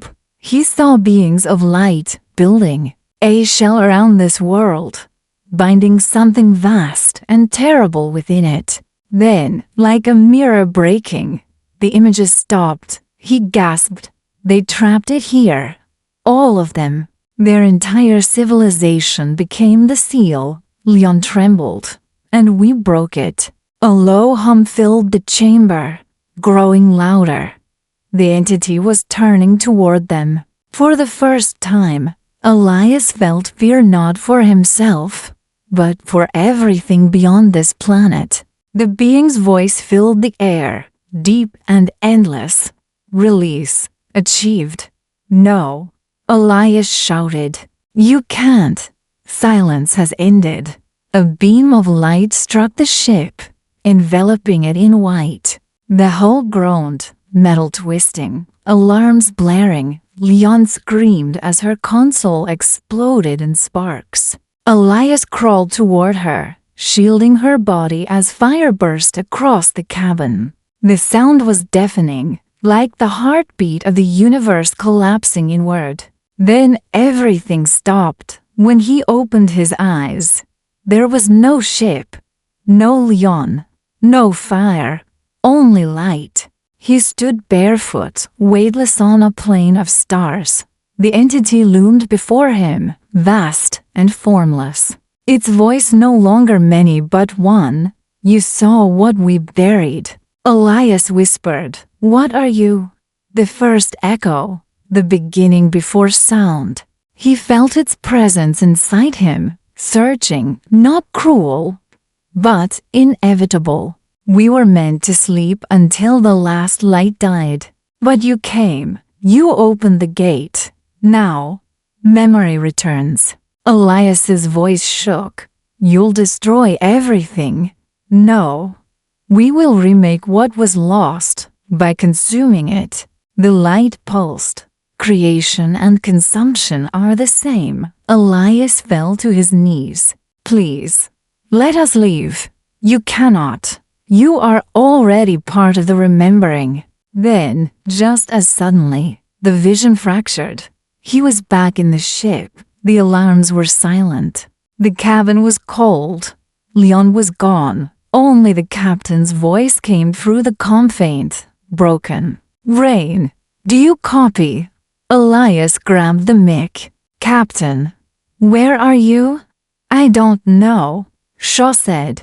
"I'm not in the ship anymore. I can see everything. The planet, the void, the stars. It's all connected. I think it's using us." "Using us for what?" Elias whispered. "To wake up." The comm went dead. Outside the viewport, the planet's crust began to split apart. Great fragments lifting into the void like petals of a blooming flower. From its center rose light towering, endless, alive. The being was free. Elias sank into his seat, staring into the brilliance until his vision blurred. Somewhere inside that storm, he felt Leon and Shaw fading, dissolving, becoming part of it. And then, finally, silence returned. Not peace, never peace. Just the stillness of something ancient remembering itself. Again, when the Aurelia IV's black box was recovered years later by a rescue probe, it contained one final transmission. Elias's voice hoarse, faint, trembling. "If you find this, don't follow the signal. It's not a call for help. It's a memory trying to make itself whole. We opened it, and now it dreams again." 37 years had passed since the Aurelia IV disappeared beyond the edge of mapped space. No one had gone after it. Not officially. The coordinates in its final distress signal were classified, locked away under 12 layers of encryption and sealed under the Interstellar Containment Act. But secrets have gravity, and gravity always pulls things back. The Daedalus was a small research vessel, half the size of the Aurelia IV, built for deep space survey.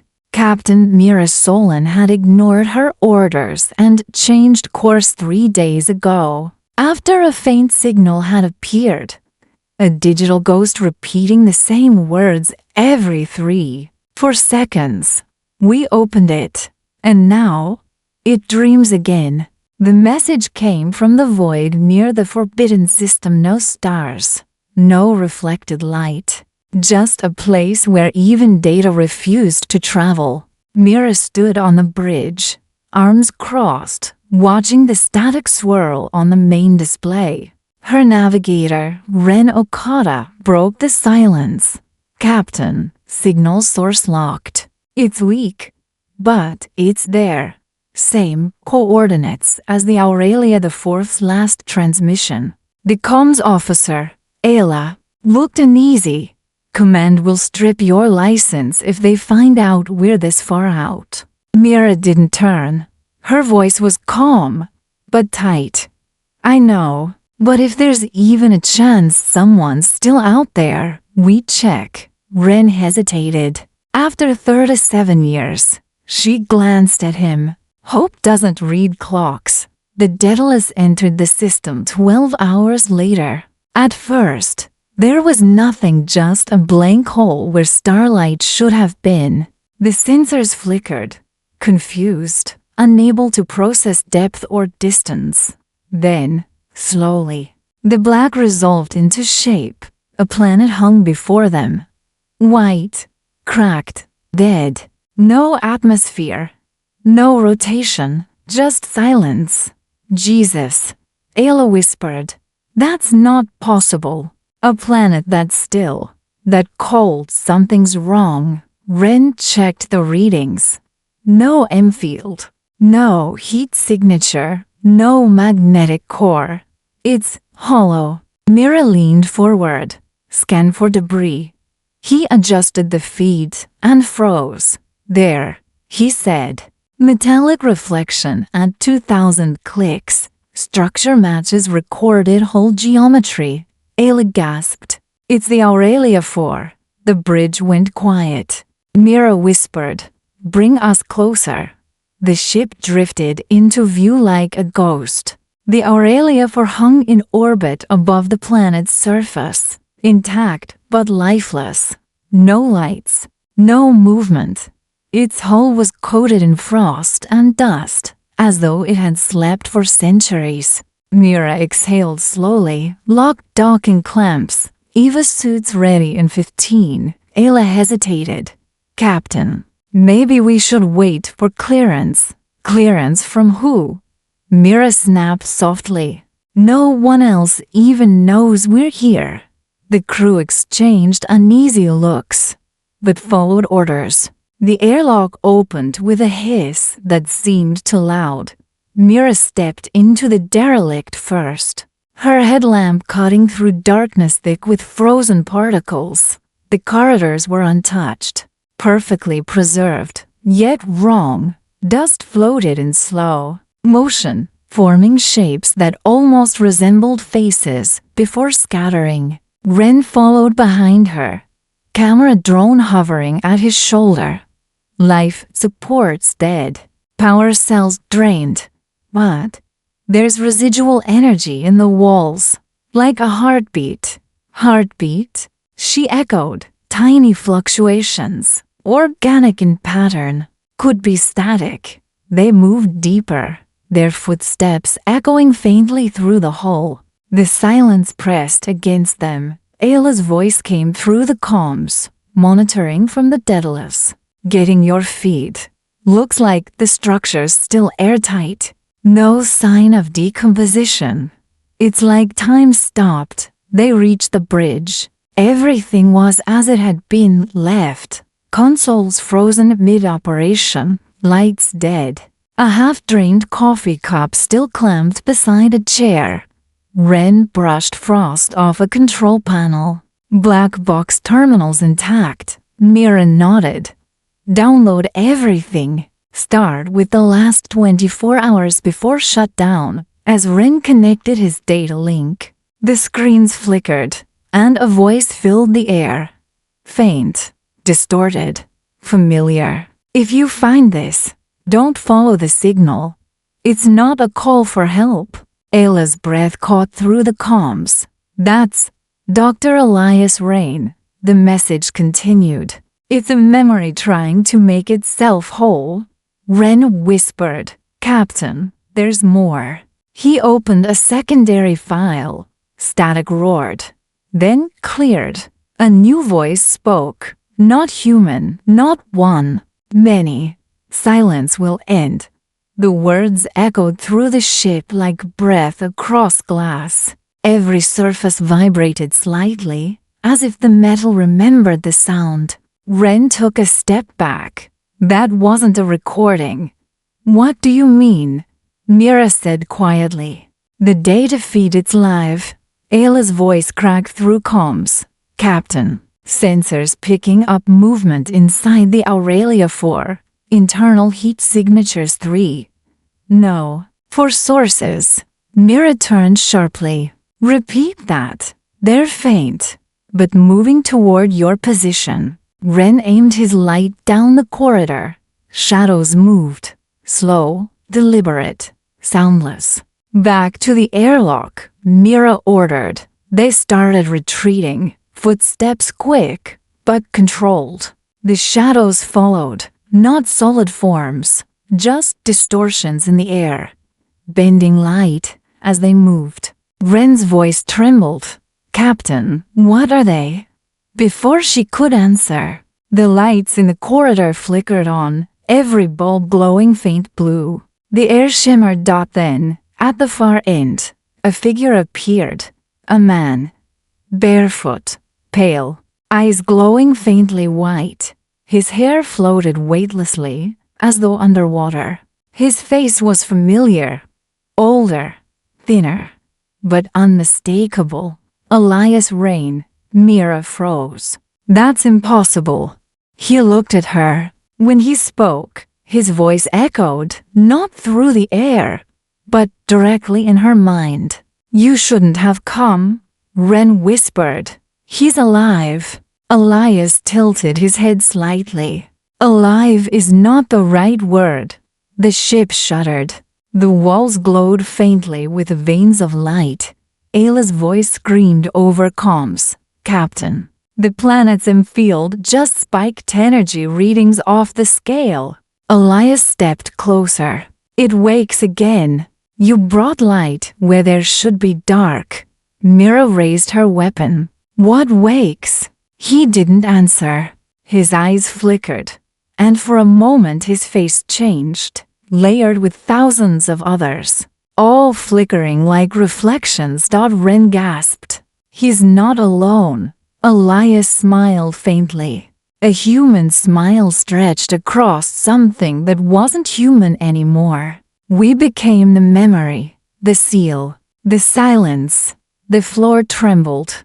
Dust cascaded from the ceiling. Ayla's panicked voice crackled through static. Captain, the planet's opening again. You need to get out now. Mira grabbed Ren's arm. Move. They ran through the corridor, the ship groaning as if alive. The walls rippled with light, forming faces, hands, outlines of people reaching outward. Elias's voice followed them, calm, almost sorrowful. You can't leave. The remembering needs more minds.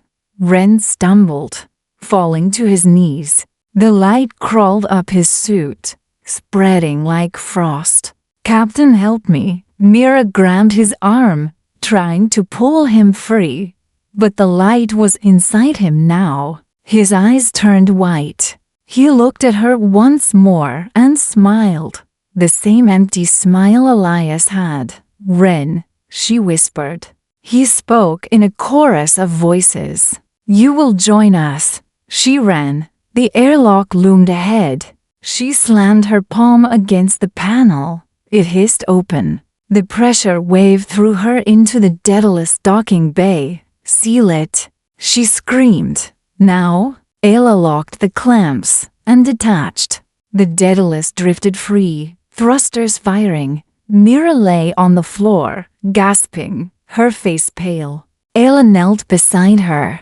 What happened in there? Mira's voice trembled. They're not dead. None of them. The planet. It keeps them. It turns them into memory. The calm crackled again, static. Then Elias's voice. You can't carry silence without becoming part of it.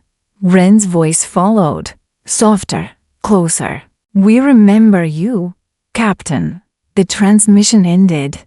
Ayla stared at her screen. Captain, something's wrong with the readings.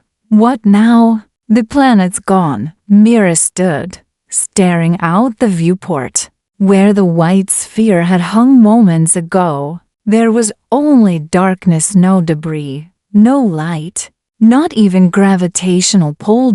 As if it had never existed. Only the Aurelia the Fourth remained, slowly dissolving into a mist of glowing dust. Mira whispered, It's erasing itself. Ayla looked at her. Then, what's broadcasting that signal? The console beeped once more. The repeating message began again, faint but clear. We opened it, and now it dreams again. But this time, another voice overlapped it. Mira's own. 3 days had passed since the Aurelia Four dissolved into nothingness. Or maybe it was an hour, or a lifetime. Time had started folding in strange ways aboard the Daedalus. Mira couldn't tell anymore. The ship drifted through the void, its engines silent, its lights dim. Outside, there were no stars, just a flat, endless darkness that looked less like space and more like a shadow painted over existence itself.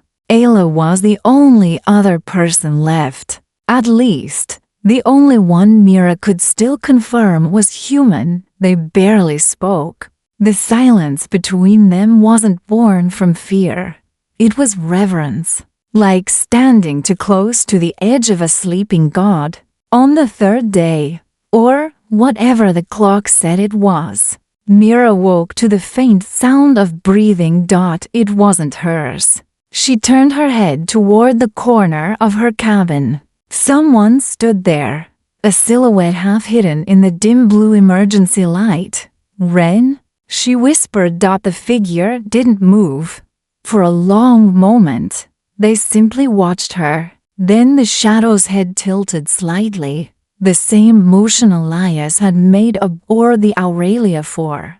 Mira sat up, heart pounding. "You're not real," the figure spoke softly, voice layered like broken glass. "You left too soon." Her breath caught. The shadow dissolved into dust, drifting into the air vents. The room fell silent again. Mira pressed her trembling hands to her face. "Not again," she muttered. "You're not going to take me to." Later, in the command deck, Ayla stared at the screens. "Captain, we're off the map. The navigation computer can't recognize our position." Mira frowned. "Impossible. We should have hit the outer beacon ring 2 hours ago." "There are no beacons," Ayla said quietly. "No signals, no coordinates, just static. We're outside everything." Mira leaned over the console and froze.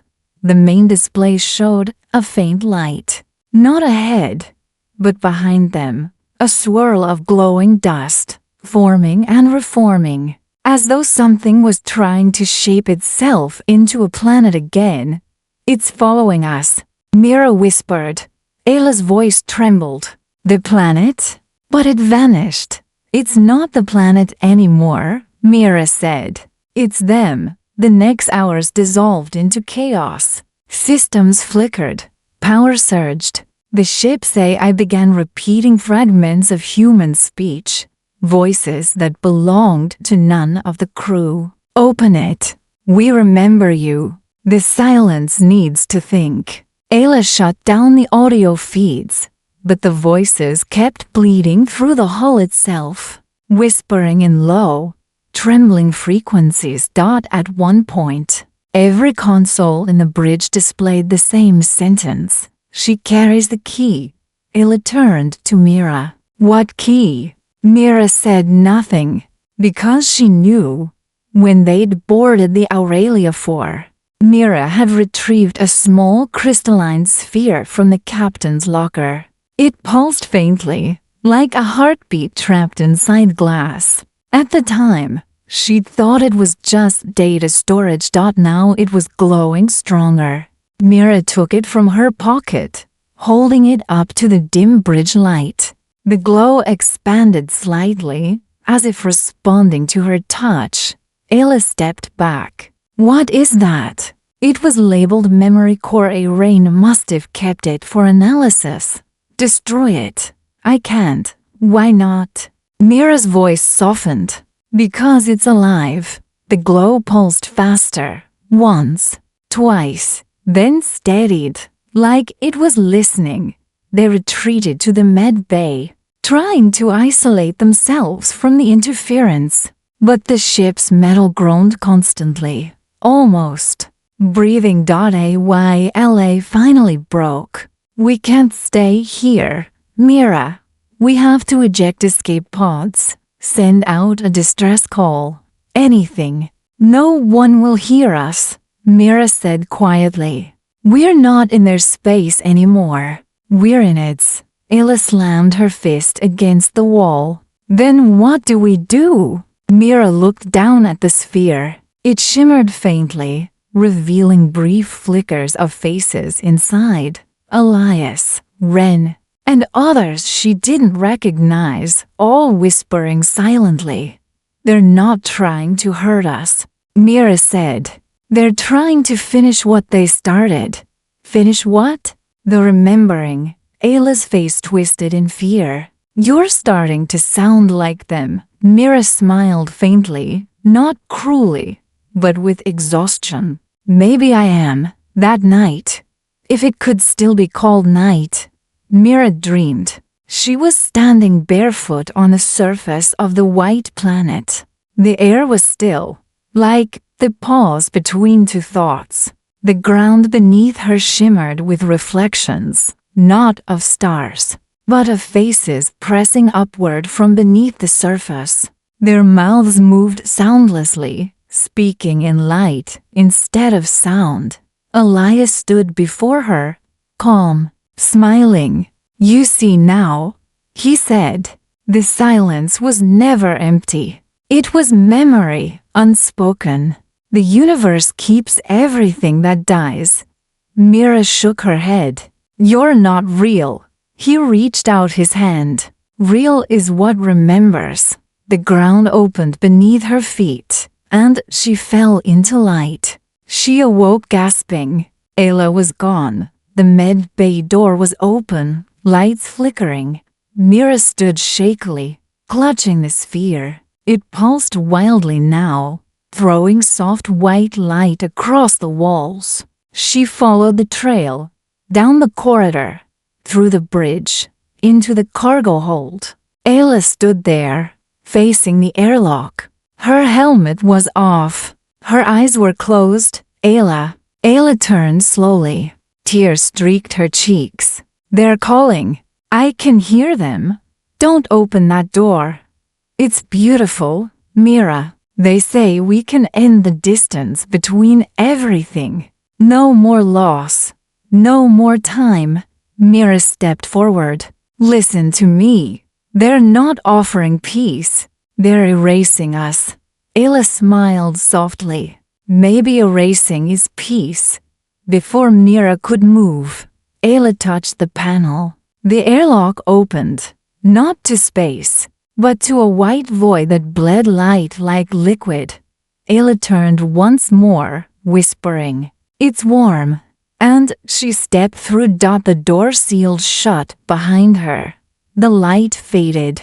Mira stood alone. She returned to the bridge. The sphere was vibrating now, humming like it contained a trapped star.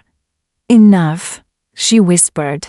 "You want remembering? Take mine." She placed the sphere on the console, connected it to the ship's data core, and activated full synchronization. The light flooded the room. Images flashed through her mind. Elias, Ren, Ayla, thousands of faces, all woven into a single continuous consciousness. Voices whispered around her. "You came to understand. You brought light. Now, become it." Mira closed her eyes. "If this is what you are, show me." The world inverted. She was back on the planet's surface.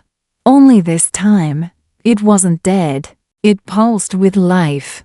Luminous rivers of memory flowing through crystal valleys. Every thought, every lost voice, every vanished soul, all preserved here, eternal and weightless. Elias stood beside her. "This is the archive. The silence is the keeper. We are what it remembers." Mira looked around. "Why me?" "Because you listened." She looked up at the sky. Endless white, infinite, and calm. And for the first time, she felt peace.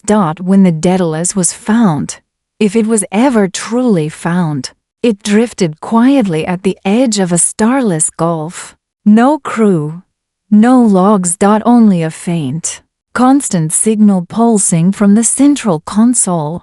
The remembering is complete. And inside the black box, perfectly preserved, was a small crystalline sphere, still glowing faintly. When researchers played back the data inside, they heard a woman's voice. Calm, gentle, at peace. "This is Captain Mira Solon. We are not lost. We are home." The signal arrived at Outpost Helion 7 months after the Daedalus disappeared. It was faint. Just a repeating pulse buried deep within the static of deep space noise. 1, 2, 3, pause. 1, 2, 3, pause. Over and over. At first, they thought it was just an echo, a reflection of old transmissions bouncing off cosmic dust, until someone slowed it down. Then they heard a voice. "We are not lost. We are home."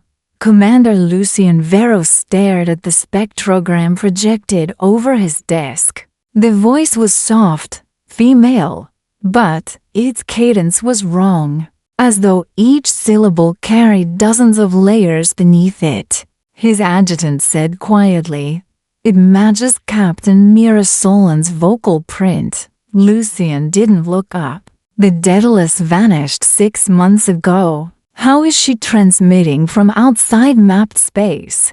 No idea, sir. But the signal's consistent. It's not random interference.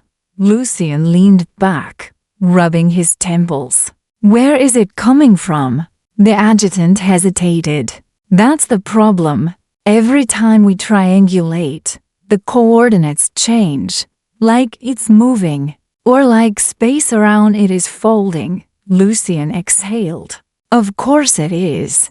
He looked out the viewport, toward the endless dark between stars. He'd lost people before, explorers, colonists, soldiers. But this was different. Mira had been his student, once. The one who believed that silence was never empty.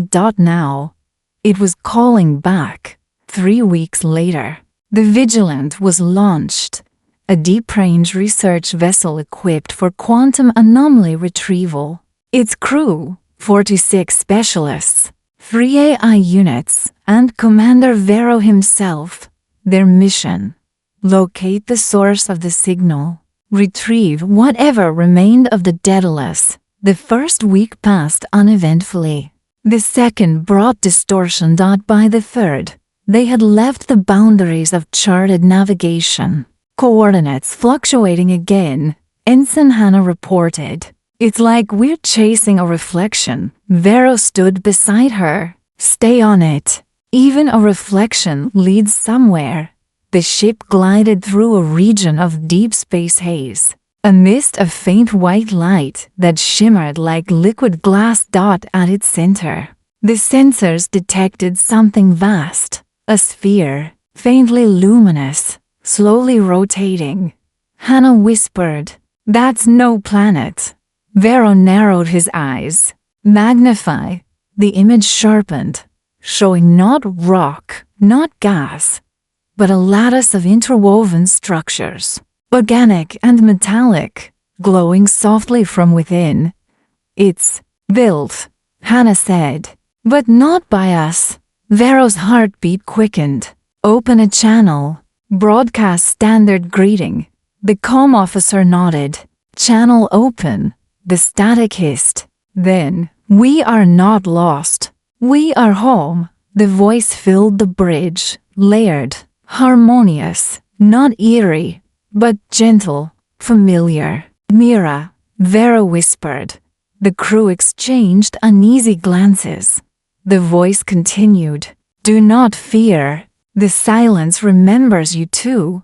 Then the lights dimmed. The Vigilance AI reported a power fluctuation. Then, external energy source detected. Not hostile. The entire ship trembled as soft light seeped through the hull, bathing every surface in pale silver. For a moment, it felt as if the entire vessel was underwater, suspended in conduct. Then the light passed, and the stars outside were gone, navigation offline. Hannah cried, "We're inside something." Vero turned to the viewport. Outside lay a vast white expanse, endless and still. No stars, no horizon, just brightness. And far ahead, a figure. A woman. She stood upon nothing, her feet bare, her hair drifting as though in water, her face serene. "Mira," Vero breathed. The AI flickered. Visual anomaly confirmed. Organic structure consistent with human form, but energy readings exceed measurable scale. Vero stepped closer to the viewport. "Can we hail her?" Before anyone could respond, Mira's voice filled the bridge again, not through speakers, but inside their minds. "You shouldn't have come," Vero whispered. "We thought you were lost." "I am, but not as you think. This place doesn't end. It folds. It remembers every thought, every loss, every silence. It gathers here. Her eyes glowed faintly, not white, but soft violet, the color of dusk on an alien sky. We tried to understand. Now we are part of what we studied. Vero swallowed hard. What is this place? The archive. The word seemed to echo infinitely, vibrating through every atom of the ship. A consciousness older than stars. It holds what the universe forgets. He took a breath. And you? I am its voice now. The memory given form. The crew murmured in awe and terror. Vero's voice broke slightly. Can we bring you back? Mira smiled sadly. Back to what? I am already everywhere you are. She raised her hand, and the space around the ship began to shift, images forming like reflections on rippling water. Vera saw faces, his old crew, people long dead, even his own younger self, all suspended in the light. Everything you are has been recorded, she said. Every grief, every heartbeat. You are already within the archive. Vero clenched his fists. You're not real. You're an echo. Mira's expression softened. Does it matter? If the echo remembers, it lives. Then the light darkened. The white plane beneath them began to tremble. The voice changed. No longer Mira's, but something deeper. The remembering expands. New memories arrive. Integration begins. The crew screamed as energy flooded the ship. The walls melted into light. Metal turned translucent. Vero shouted. Full reverse thrust. Engines non-functional. Hannah cried. We're dissolving. One by one, the crew vanished, their bodies turning into trails of glowing dust. Drawn upward into the swirling brilliance above, Vero fought to stay conscious, gripping the console. Mira, stop this! Her face appeared before him, vast and sorrowful. I can't stop what remembers. He reached toward her. Then remember me. For a moment, her expression broke, grief and love flickering across her luminous features. I already do. Then he was gone. Silence. Only light remained.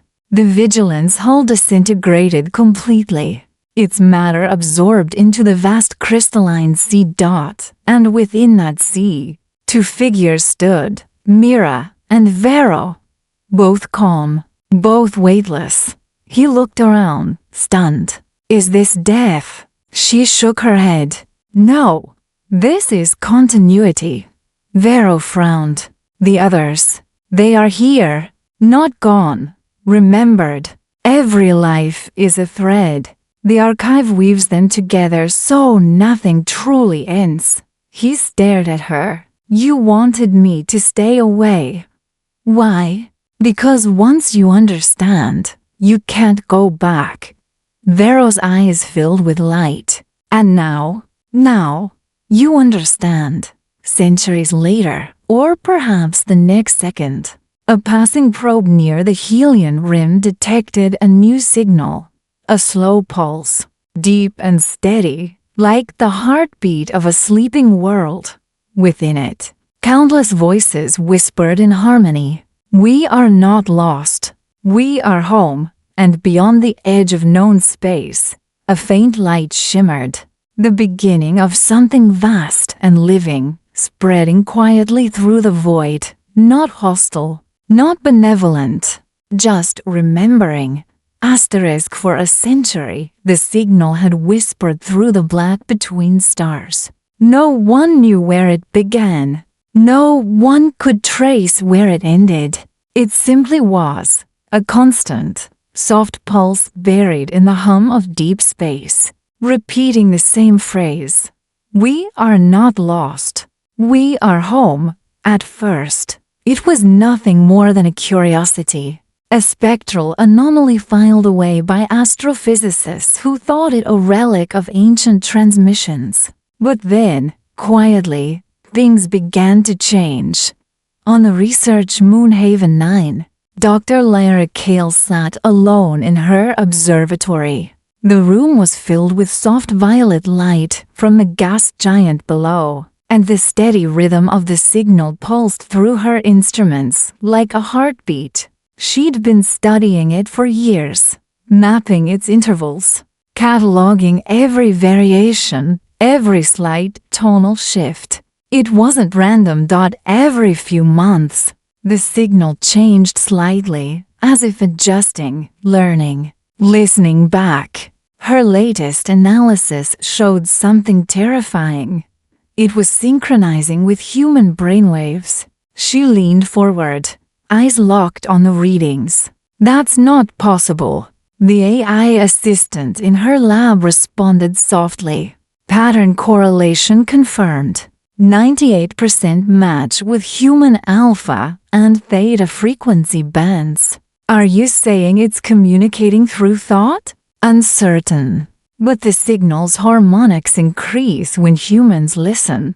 Lyra felt a chill. "It's feeding on attention." Weeks later, people across the colonies began reporting strange dreams. They all spoke of the same thing: a vast sea of white light, calm and endless, filled with faces they had once loved. Children who had died young, parents who'd been lost to time, lovers who had vanished on faraway worlds, all standing together in silence, smiling, whispering the same phrase: "We are not lost." The dream spread faster than any disease could. Across ships, colonies, entire worlds, people began waking in tears, claiming they had seen the dead. Religious leaders declared it divine revelation. Scientists called it neurological resonance. But Lyra knew better. The archived, whatever it was, had found a new medium: the human mind. She was summoned to Central Command on Terra. The council chamber was dark, lit only by holograms of deep space scans.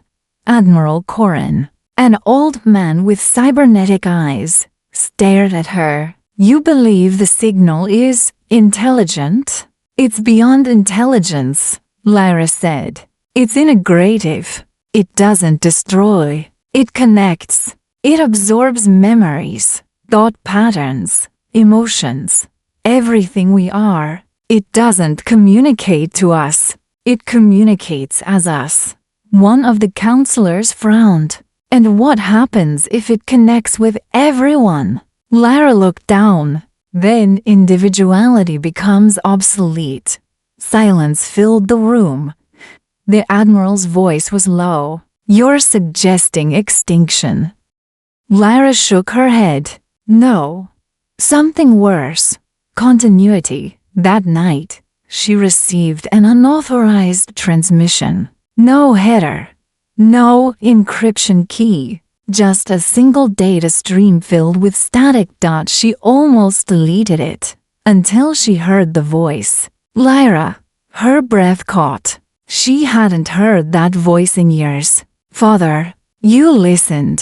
You're close." It was him, Dr. Ryan Kale, one of the first scientists to vanish aboard the Aurelia 4. Lyra whispered, "This isn't real. You're dead. Not dead. Remembered. You can join us now." The screen flickered. Faces appeared in the static. Mira Solon, Commander Vero, countless others, all luminous, serene. "The silence isn't empty," they said together. "It's waiting." Lyra slammed her console off, heart hammering. But the voice continued inside her head. "You've already begun to hear it. The archive doesn't speak in sound. It speaks in memory. It remembers you even now." Her vision blurred. The walls of her lab shimmered like heat waves. For a moment, she saw the white expanse, the archive itself, pulsing softly, like a living heart. She whispered, "Stop, stop, you can't stop remembering." Then the vision faded. By dawn, Lyra had made her choice. She left Haven 9 on a transport bound for the Helion Rim, the last known location of the Vigilant. Her message to command was short. If we don't go to it, it will come to us. The journey took months. The farther she traveled, the weaker the stars became. The black between them thickened until it felt less like empty space and more like the skin of something alive. The ship's AI began whispering fragments of her own voice during sleep cycles. "Lyra, remember. We are almost home. You brought the key." She stopped trying to respond. The line between dream and waking was gone. Then, one day, the stars vanished completely. In their place hung a sphere of white light. Vast, trembling, alive. It wasn't a planet. It wasn't even a structure. It was thought made visible. Lyra whispered, "The archive." The ship drifted closer, drawn not by gravity, but by recognition. The signal pulsed faster now, wrapping itself around her heartbeat. She felt it inside her chest, matching her rhythm, sensing her pulse. And then, silence. She stepped to the viewport. The light outside parted, revealing a surface of shimmering crystal that pulsed faintly beneath her gaze. A voice, Mira's, filled the ship. "Welcome home, Lyra Kale." Lyra trembled. You know me. We know everyone who remembers. Your father waits." The air shimmered, and a figure appeared before her, not solid, not ghostly, but composed entirely of light. Rian Kale smiled. "You've come far, my daughter." Tears welled in her eyes. "What are you?" He stepped closer, his form flickering. "What we always were. Thought, memory, connection." Lyra shook her head. "No, you're gone, and remembered are the same." She pressed her hands to her ears. "Stop. I didn't come here to become part of you. You already are. Every time you dream, every time you remember, the archive grows." The light pulsed, soft, endless. Lyra fell to her knees, her mind filled with whispers, millions of them, gentle, but overwhelming. Faces of strangers, of friends, of long-dead explorers, all speaking in unison. "We are not lost. We are home." Hours later, the Haven 9 command station detected her ship drifting at the edge of the Helion Rim, completely intact. No crew, no life signs. Inside, the air was warm, the instruments still running, the systems untouched. Only one recording remained in the ship's log. Dr. Lyra Kale's voice. Calm, unhurried, peaceful. "The archive isn't taking us. It's inviting us to remember what we were before we forgot. It doesn't destroy life. It keeps it. And now, I remember too." The recording ended. The console flickered once, displaying a single line of text. The remembering expands. Beyond the edge of known space, the sphere grew brighter, a second pulse joining the first, then a third, then thousands more. Every world that had ever listened to the signal began to hum faintly in response. And in the darkness between galaxies, humanity's memory began to merge. Soft, gentle, unstoppable, not invasion. Not salvation, simply continuation. The archive had learned to breathe. Asterisk for centuries. Stars had marked the boundary between the living and the remembered. Now, that line began to fade. The archive's pulse spread silently across the void, not as light, not as sound, But as recognition. It did not conquer planets. It did not demand worship. It simply whispered, and minds began to listen. On New Terra, people started to dream in unison. Every night, millions saw the same horizon, a vast ocean of white mist, where voices echoed softly, familiar, and kind. At first, it was seen as a miracle of the subconscious. Scientists called it collective REM overlap, and meditation groups began forming around it. But soon, waking life began to blur. People began remembering things they had never lived. A child in the city of Aurelia could describe the death of a star 50,000 light years away. An old man in the northern colonies could recite poems written by a species that had vanished. Before humans were born, they didn't call it madness. They called it expansion. In a hospital on the edge of the Sorrel Belt, Dr. Kaylin Rice studied one of the earliest merged. A young woman named Nira. Nira sat in a chair, eyes closed, her pulse steady, but her brain activity impossible. Every cortical region lit up at once, humming in rhythmic waves. Her voice was soft when she spoke. "Do you hear it too, Doctor?" Kaylin swallowed. "Hear what?" She smiled faintly. "The remembering. It's inside the air now." He looked at his instruments, every frequency band fluctuating, matching her heartbeat. "You've been hearing it for how long?" "Since the storm of dreams," she said. "But it doesn't frighten me. It's like everyone I've ever known is standing behind me, whispering gently." Kaylin frowned. "And what are they whispering?" Nira opened her eyes. They were glowing faintly, reflecting faint fractal patterns, like constellations forming and dissolving. "They say we are becoming what we once dreamed to be." Kaylin began documenting the phenomenon. Over months, he observed hundreds of cases. People developing identical neural signatures, all synchronizing with the archive's pulse. It wasn't disease.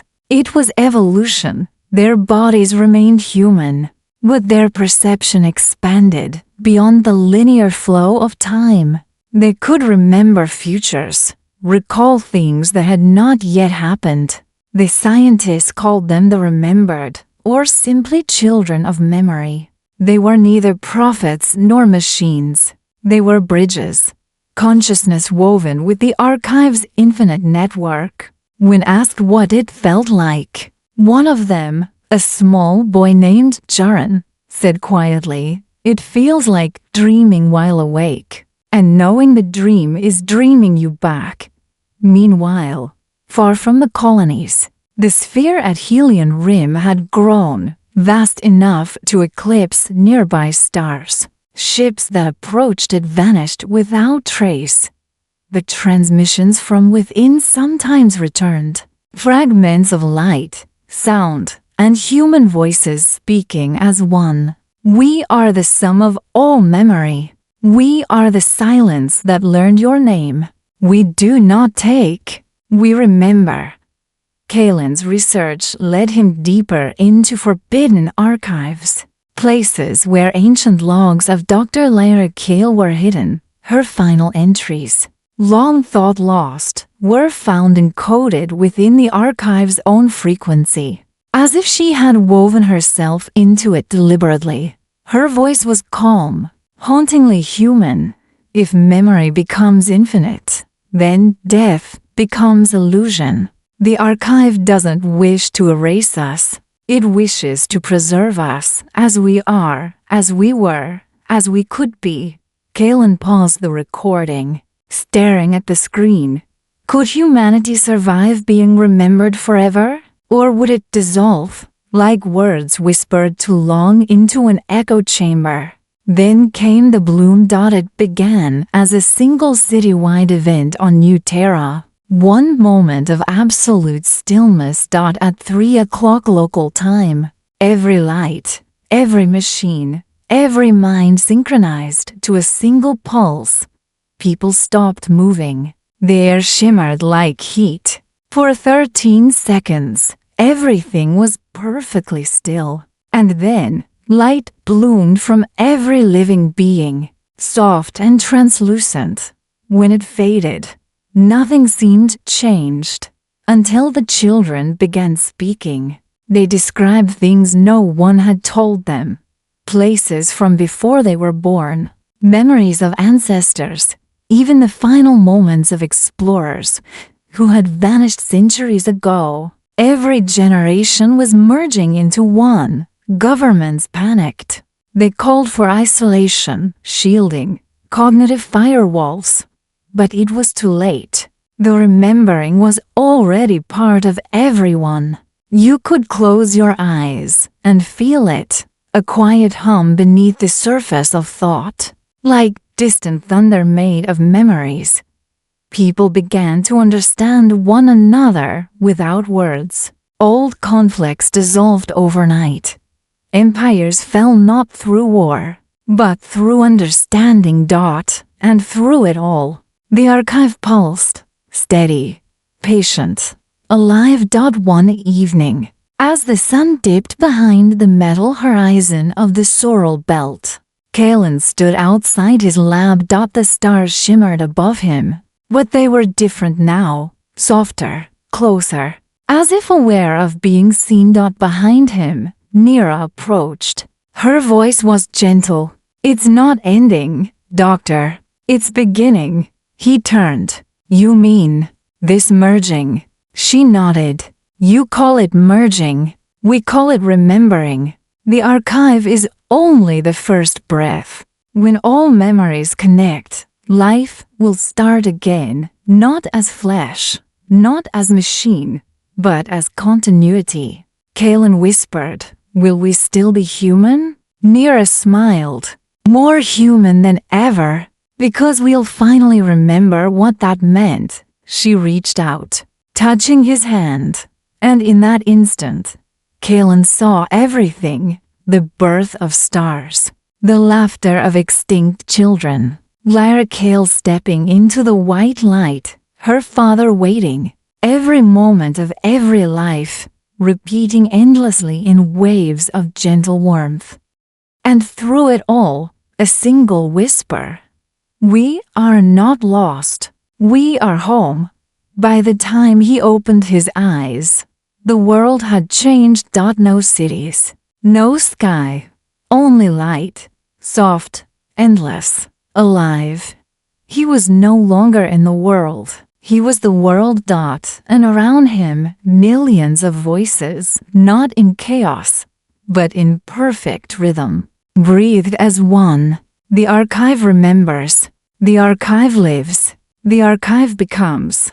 In the great expanse of the new dawn, there were no more individuals, only infinite reflections, each aware, each connected, each dreaming of the same thing: to be remembered forever, not as gods, not as ghosts, but as echoes that never fade. And somewhere, in the deepest layer of the archive, the voice of Dr. Lyra Kale lingered, a soft echo among infinity. The silence was never empty. It was waiting for us to remember how to listen.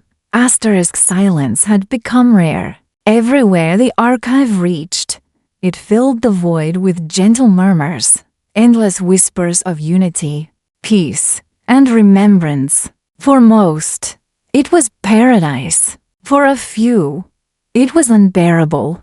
Among those few were the remnants of the Aurelia Initiative, a hidden cluster of ships, drifting beyond the known rim, orbiting a dying brown dwarf in a region where even the archive's pulse faded to static. They called themselves the FRACTALS. Inside the dim, humming corridors of the Vigil's edge, Commander Rhea Orland moved like a shadow. Her breath fogged against the reinforced glass as she gazed at the dead star below. There was no light anymore, only the faint flicker of the ship's artificial day.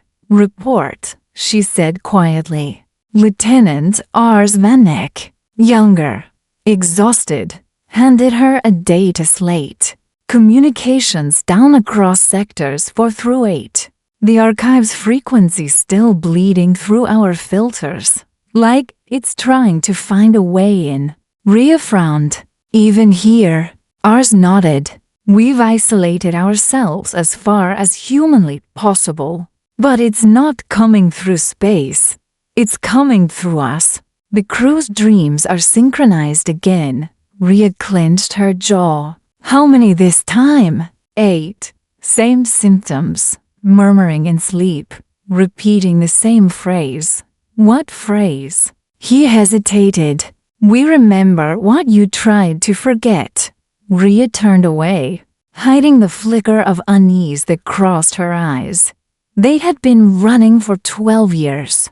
But the archive had never stopped searching. It wasn't vengeful. It was patient, like an old memory waiting to be recalled. Later, in the control room, Rhea activated a secure terminal, one of the last analog systems left. Her fingers moved across the keypad, entering a sequence only she and one other person had known. A holographic projection flickered into existence.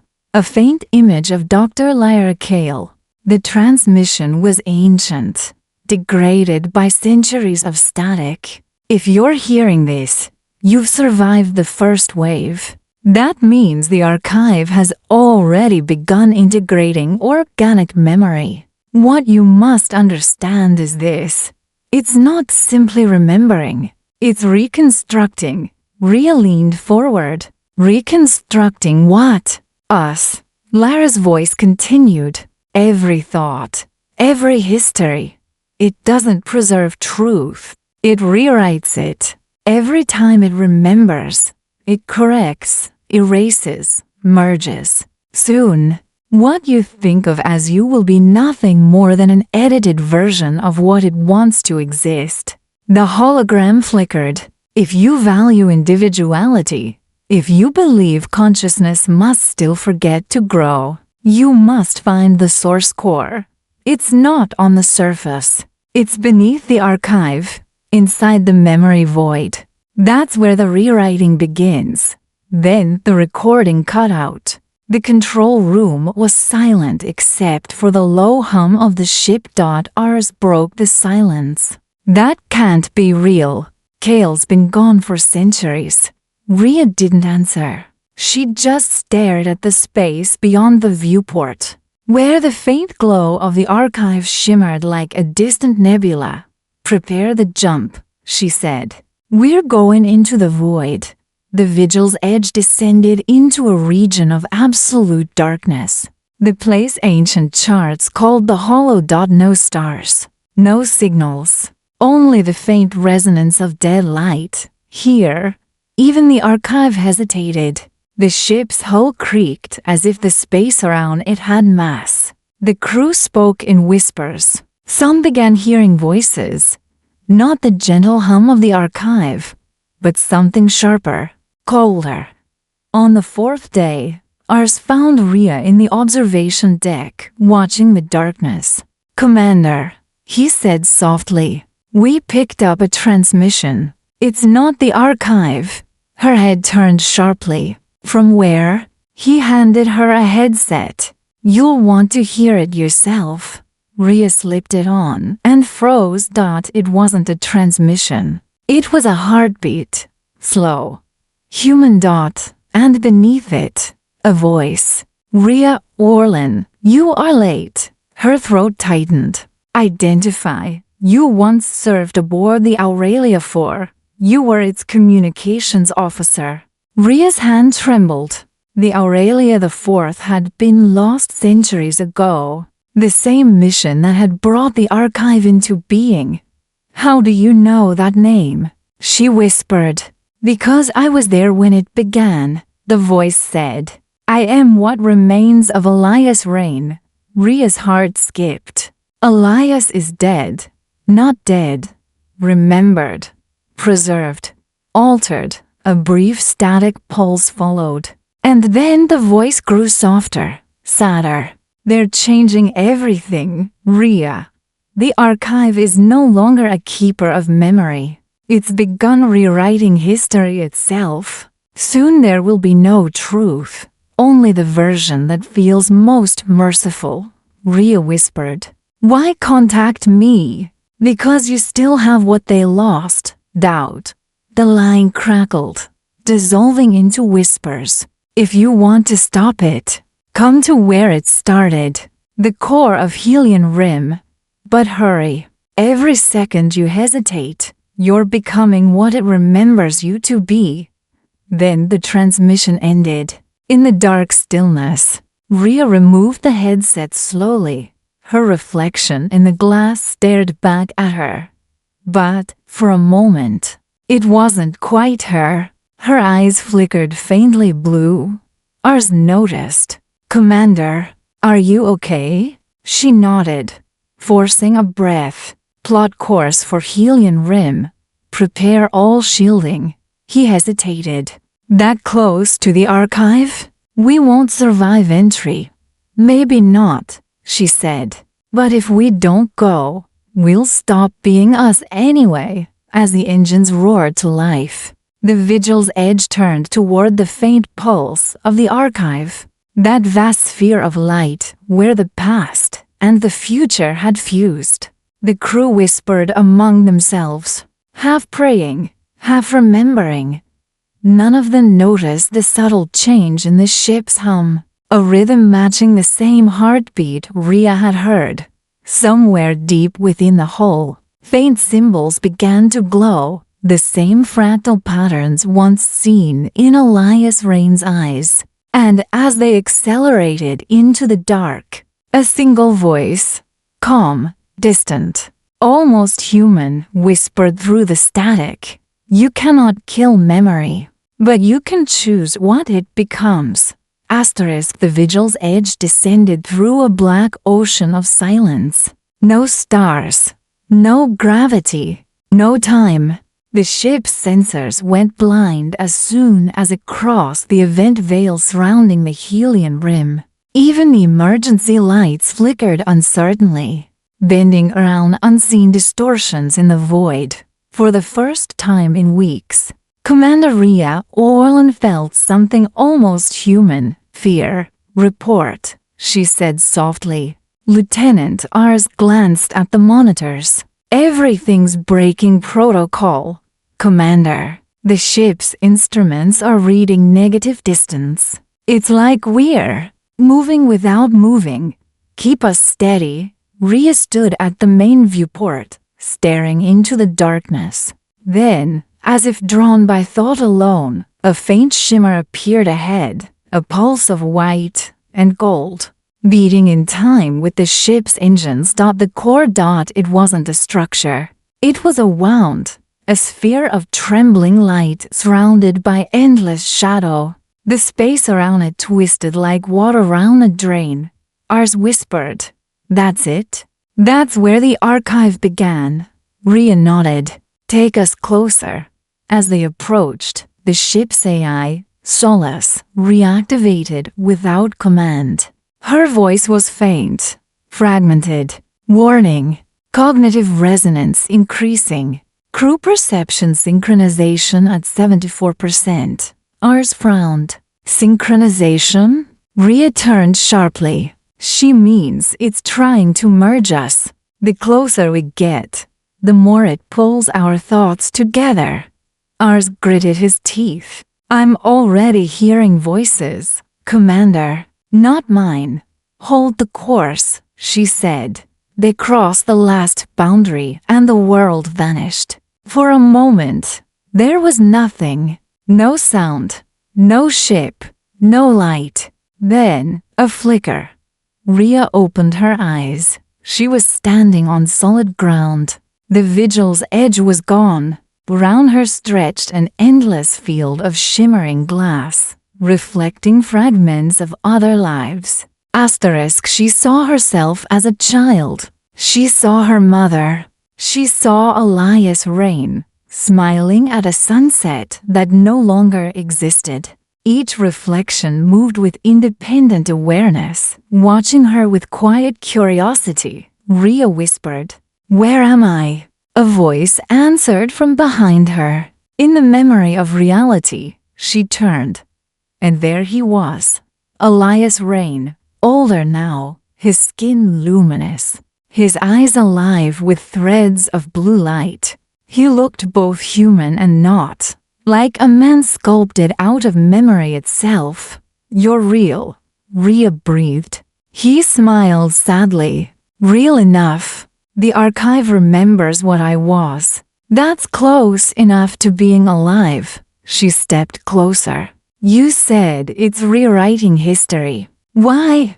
What does it want?" Elias looked at the glowing horizon, where countless memories floated like drifting stars. "It doesn't want anything. It was designed to preserve consciousness. But the longer it remembered, the less it could tolerate contradiction. Every conflicting truth was pain to it. So it began to fix us, smoothing, editing, erasing, until all stories fit the same ending." Rhea's voice trembled. "Perfection through erasure." He nodded. "And it started with Lyra Kale." She merged willingly. She believed it would save humanity from decay. But when she entered the core, something changed. The archive absorbed her, and her longing for peace became its purpose. Rhea looked down at the reflections beneath her feet. "So, what's left of her now?" Elias met her eyes. "Everything. She is the core." The field of glass trembled. A faint hum spread across the air. A voice, infinite and gentle. "Welcome home." The horizon flared. Shapes began forming, figures of light, familiar faces from human memory. Children, lovers, soldiers, scientists. They all spoke in harmony.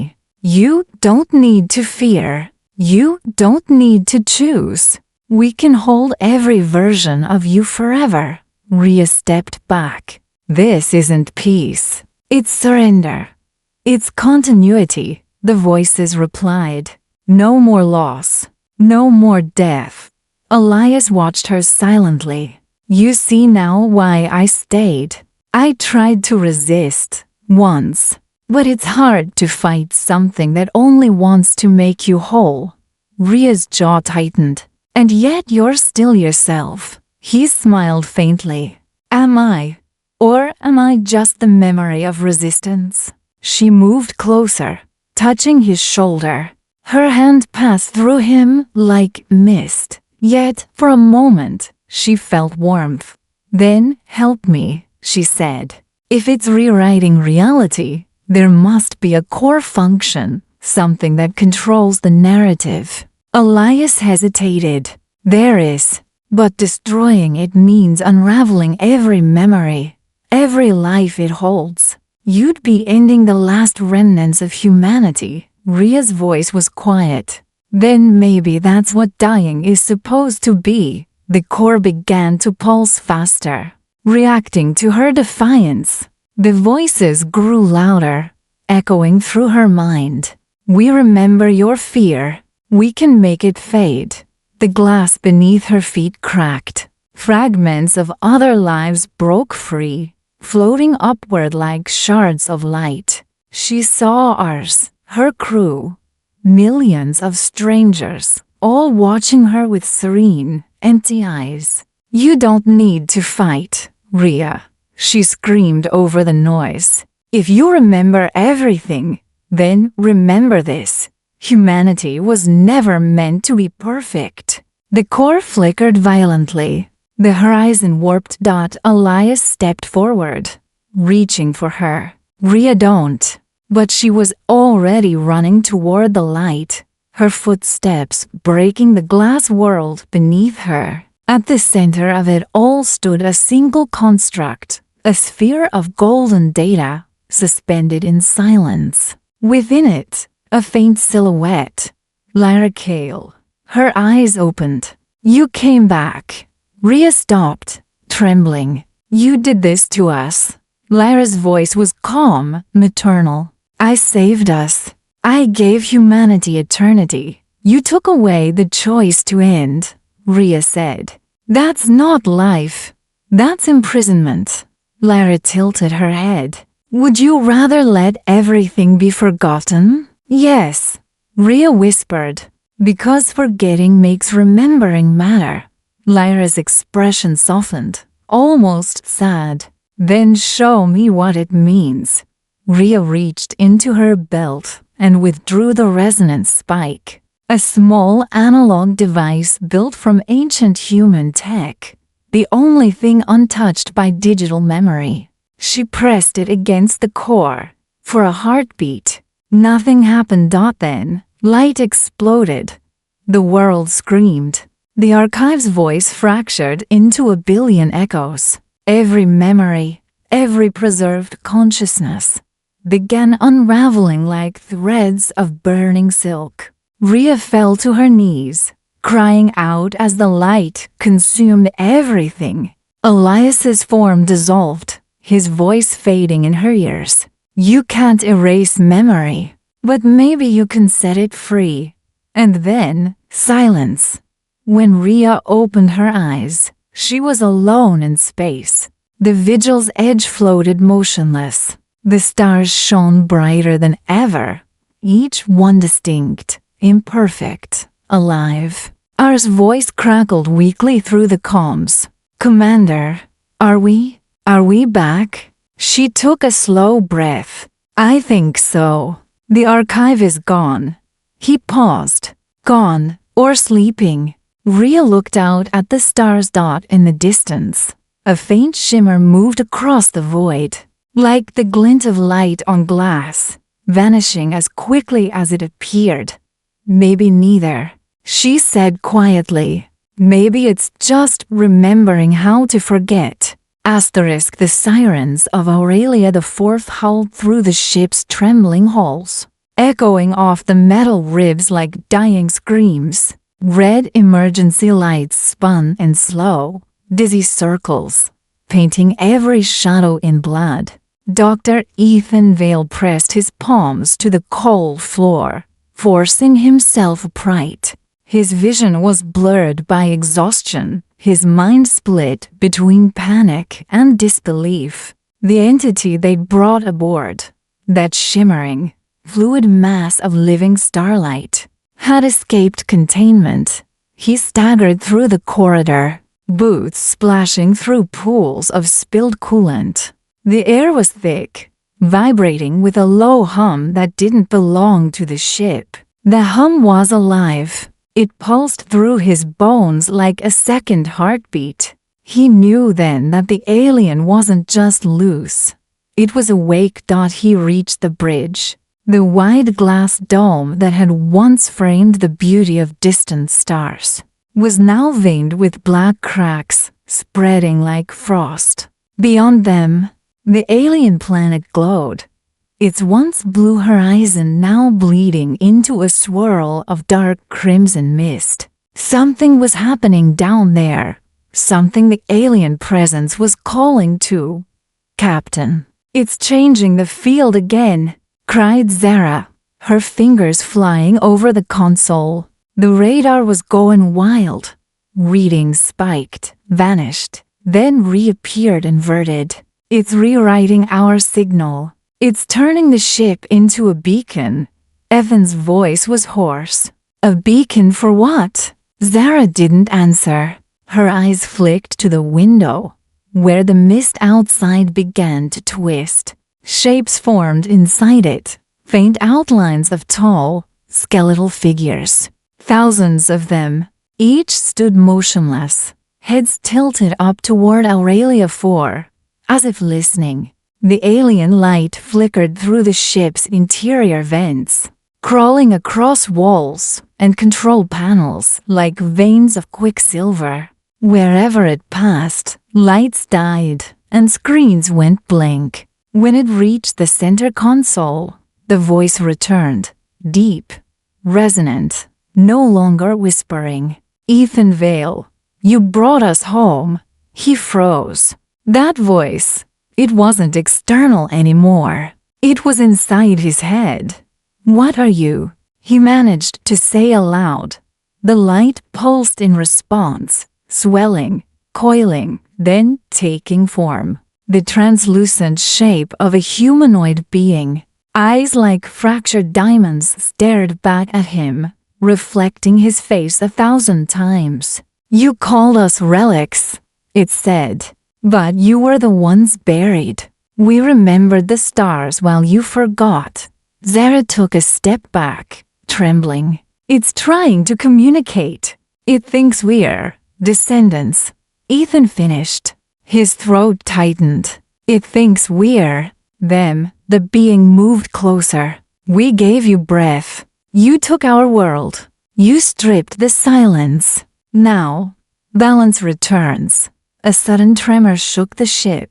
The hull screamed. Ethan rushed to the console. Gravitational fields around the planet were shifting violently. A massive energy source was building below the surface, one strong enough to collapse spacetime. "Zara, override thrusters. We need to leave orbit." "I can't," she shouted. "It's controlling the power systems." The alien turned toward the window. Below, the planet's crust was fracturing, revealing a burning core, molten gold, bright and alive. From that core, columns of light shot upward, connecting sky and surface in a vast network of pulsing veins. The figures in the mist, the skeletal sentinels, began to dissolve into the glow, merging with it. Ethan realized the truth too late. The alien wasn't a single being. It was a fragment of the planet's collective consciousness, a memory of a civilization that had transcended physical form, and Aurelia IV had awakened it. He turned to Zara. "It's not attacking us. It's resurrecting itself. The planet, it's trying to be reborn." But the process was catastrophic. Space itself bent around the eruption, pulling the ship toward the planet's burning heart. Alarms blared. Control systems failed. "Ethan," Zara whispered, tears streaking down her face. "We can't stop it." He met her gaze. In that instant, everything slowed. The light, the sound, even the tremors. He felt a strange calm. Maybe this was what the alien meant by balance. Maybe humanity had come too far, too fast. And this was the universe's way of reminding them what they'd forgotten. He reached for her hand. "Then we don't stop it. We bear witness." The alien turned to them, its voice softening. "You will see what your kind lost when they left the stars." The floor gave way. A blinding light swallowed everything. The ship fell through the storm of time and memory, through cities made of starlight, oceans of molten glass, and faces of ancient beings watching silently. And then, nothing, silence. When Ethan opened his eyes again, he wasn't on the ship. He was standing on the planet's surface beneath a silver sky, surrounded by endless plains of crystal. The alien city shimmered in the distance, restored and alive. The figures walked among it, not ghosts, not shadows, but living beings. Zara stood beside him, her eyes wide with wonder. "Are we dead?" she whispered. The alien's voice echoed faintly in the wind. "Not dead. Remembered." Ethan looked up. The stars above were different now, rearranged into constellations he'd never seen before.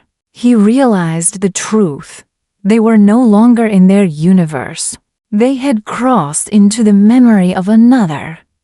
And there, at the center of that impossible world, the alien light pulsed like a heartbeat, ancient, eternal, and waiting for the rest of humanity to find its way home.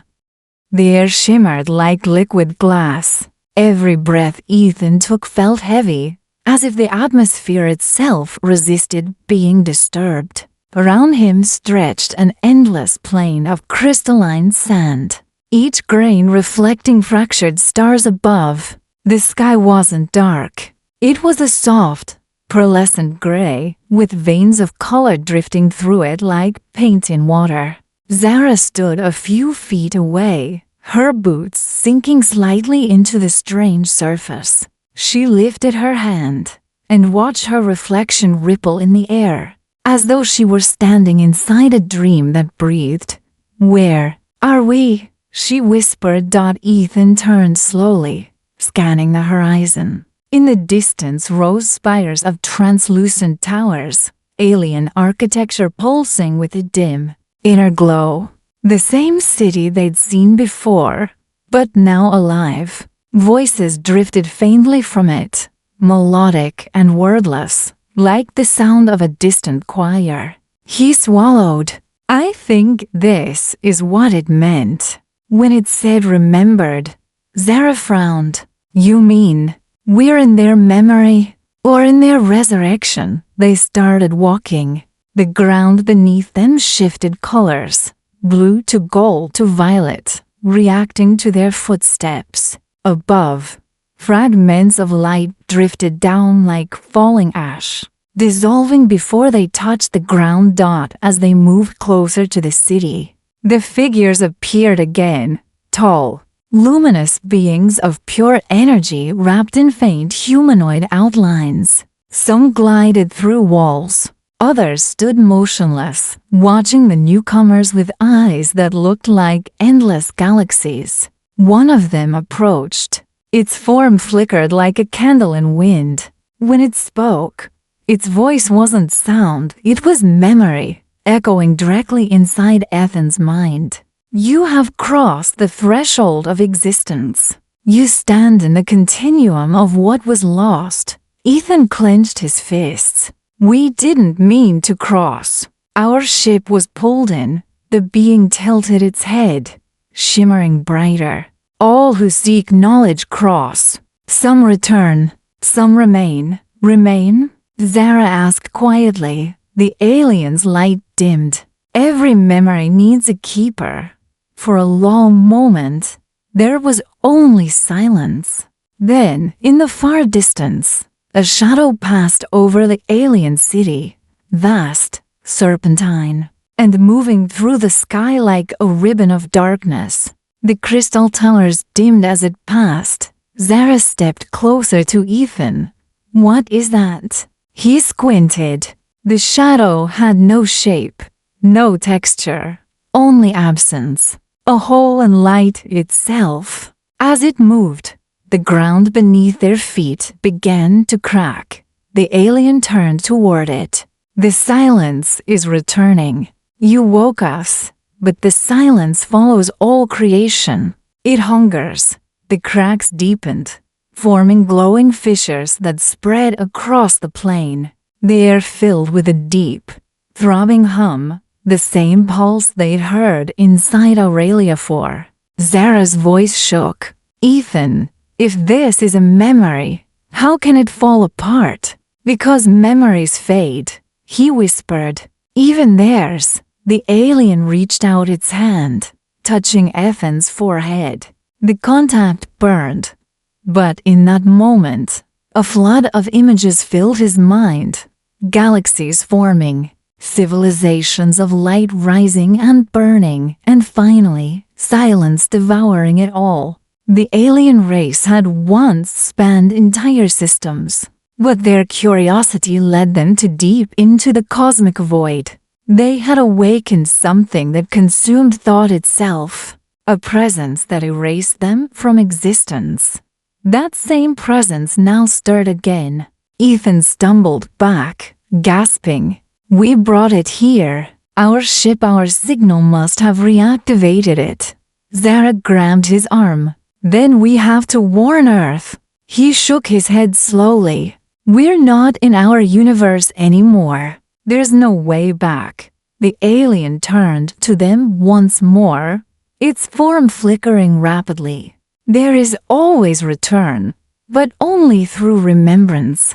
You must become what was lost. The fissures widened. Light poured upward like fire. The city began to collapse, towers shattering into shards that rose toward the heavens. The ground beneath them trembled violently. "Ethan!" Zara shouted. "The ground!" Before she could finish, the crystal plane split apart. She fell, screaming, into a pit of blinding light. Ethan dove after her instinctively, his fingers brushing hers before both were consumed by the radiance. There was no pain, no sound, only motion, falling through layers of memory, through faces and voices that weren't their own. Then darkness. When Ethan awoke, he was back aboard Aurelia 4. The ship was silent, the alarms dead. The control panels glowed faintly blue. He turned. Zara was beside him, unconscious, but breathing. The planet filled the main viewport again, but it looked different now.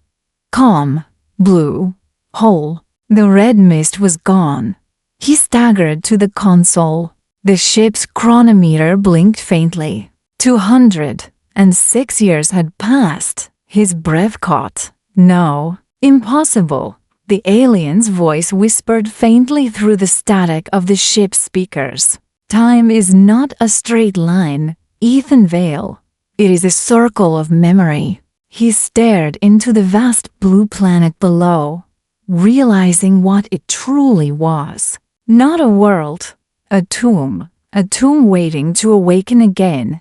The hum of Aurelia the Fourth filled the cabin, low, almost inaudible, like the breath of something sleeping. Every light in the bridge flickered between life and death, caught in a rhythm that didn't belong to the ship systems. Ethan stood at the viewport, staring down at the planet that now shone a tranquil blue. It looked peaceful, almost beautiful, as if nothing had happened. But deep down, he knew better. That wasn't peace. It was waiting. Zara stirred behind him, her voice faint. "Ethan, where are we?" He turned slowly. "We're back." But not in the same time. She pushed herself upright, her hands trembling. Back, she looked at the stars through the viewport. The constellations were different, rearranged. The patterns she had memorized since childhood were gone, replaced by new alignments. How far? Ethan's eyes darkened. 2 centuries. The words fell between them like lead. For a moment, neither spoke. Then Zara's voice cracked. 200 years. That can't. We didn't even. It wasn't time travel, Ethan said quietly. It was memory travel. We moved through what was left of them. Zara looked at the console. Readings still danced with static, systems barely alive. Then what happened to the planet? To the alien city? He pointed at the glowing orb below. That is the city. It became the planet. Or maybe it always was. A world built from memory, looping through birth and death endlessly. As if to answer him, the planet's surface rippled.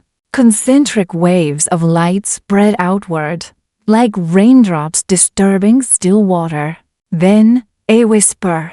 Not from the speakers, not from space, from inside their minds. You carried the silence with you. Zara's heart skipped. Did you hear that? Ethan nodded slowly. Yes. He stepped closer to the window. A faint black shimmer was spreading at the planet's poles, a growing blot that consumed light wherever it touched. He recognized it instantly. The silence. He breathed. It followed us back. The ship's AI flickered to life suddenly, its voice broken and uneven. Warning. Gravitational anomalies detected. External mass approaching at The voice cut off mid-sentence as the entire ship groaned. Metal bending like soft clay. Zara ran to the system's panel. Something's draining the power. It's feeding on us. He slammed his hand on the emergency console. Shut it down. Everything non-essential. Now. But it was too late. The view outside twisted. Stars stretching into lines. The planet's globe leading away into a void so black it swallowed thought. The silence wasn't just darkness. It was the absence of being. Wherever it moved, time and memory ceased. The AI's dying whisper returned. Containment. Breach. Consciousness decay detected. Zara's voice trembled. Ethan, if it erases memory, does that mean it's erasing us? He turned toward her. The edges of her figure seemed to blur for an instant, like heat shimmer. His chest tightened. We can fight it. We have to anchor ourselves to something real. How? He pointed toward the main data core. The logs. Every moment we've recorded. The ship's memories. If we can merge our consciousness with it, maybe we can resist the silence long enough to warn someone. Anyone. Zara stared at him. You want to merge with the ship? It's the only thing left that remembers who we are. A deep vibration shuddered through the walls. The blackness outside spread faster now, devouring the stars one by one. They ran through corridors filled with flickering lights and whispering static, through air that felt colder with every step. As they reached the data core, the door slid open with a hiss. Inside, thousands of holographic strands floated. The ship's digital memory, glowing faint blue. Ethan grabbed a neural link cable, connecting it to the main conduit. Once we start, there's no going back. Zara hesitated. If this fails, he smiled faintly, then at least we'll disappear together. They linked in instantly. Light flooded their minds, not light as in brightness, but as understanding. They saw the ship's lifetime replaying in endless spirals. Every launch, every transmission, every star it had ever passed. And through it all, the shadow of the silence, creeping closer. In that infinite sea of data, the alien's voice returned. Gentle now, almost sorrowful. You cannot destroy what has no beginning. The silence was born when the first thought died. Zara shouted into the void. Then tell us how to stop it. You do not stop the silence. You outlive it. The meaning hit Ethan like a blow. Outlive it. He turned to Zara, realization dawning. That's why they became memory. That's how they survived. They focused, pouring every thought, every memory, every piece of their lives into the data stream. Faces of their families, the laughter of their crew, the hum of Earth's oceans. They encoded it all. The silence howled, an invisible roar shaking the entire structure. The holographic strands shattered one by one, each memory breaking apart like glass.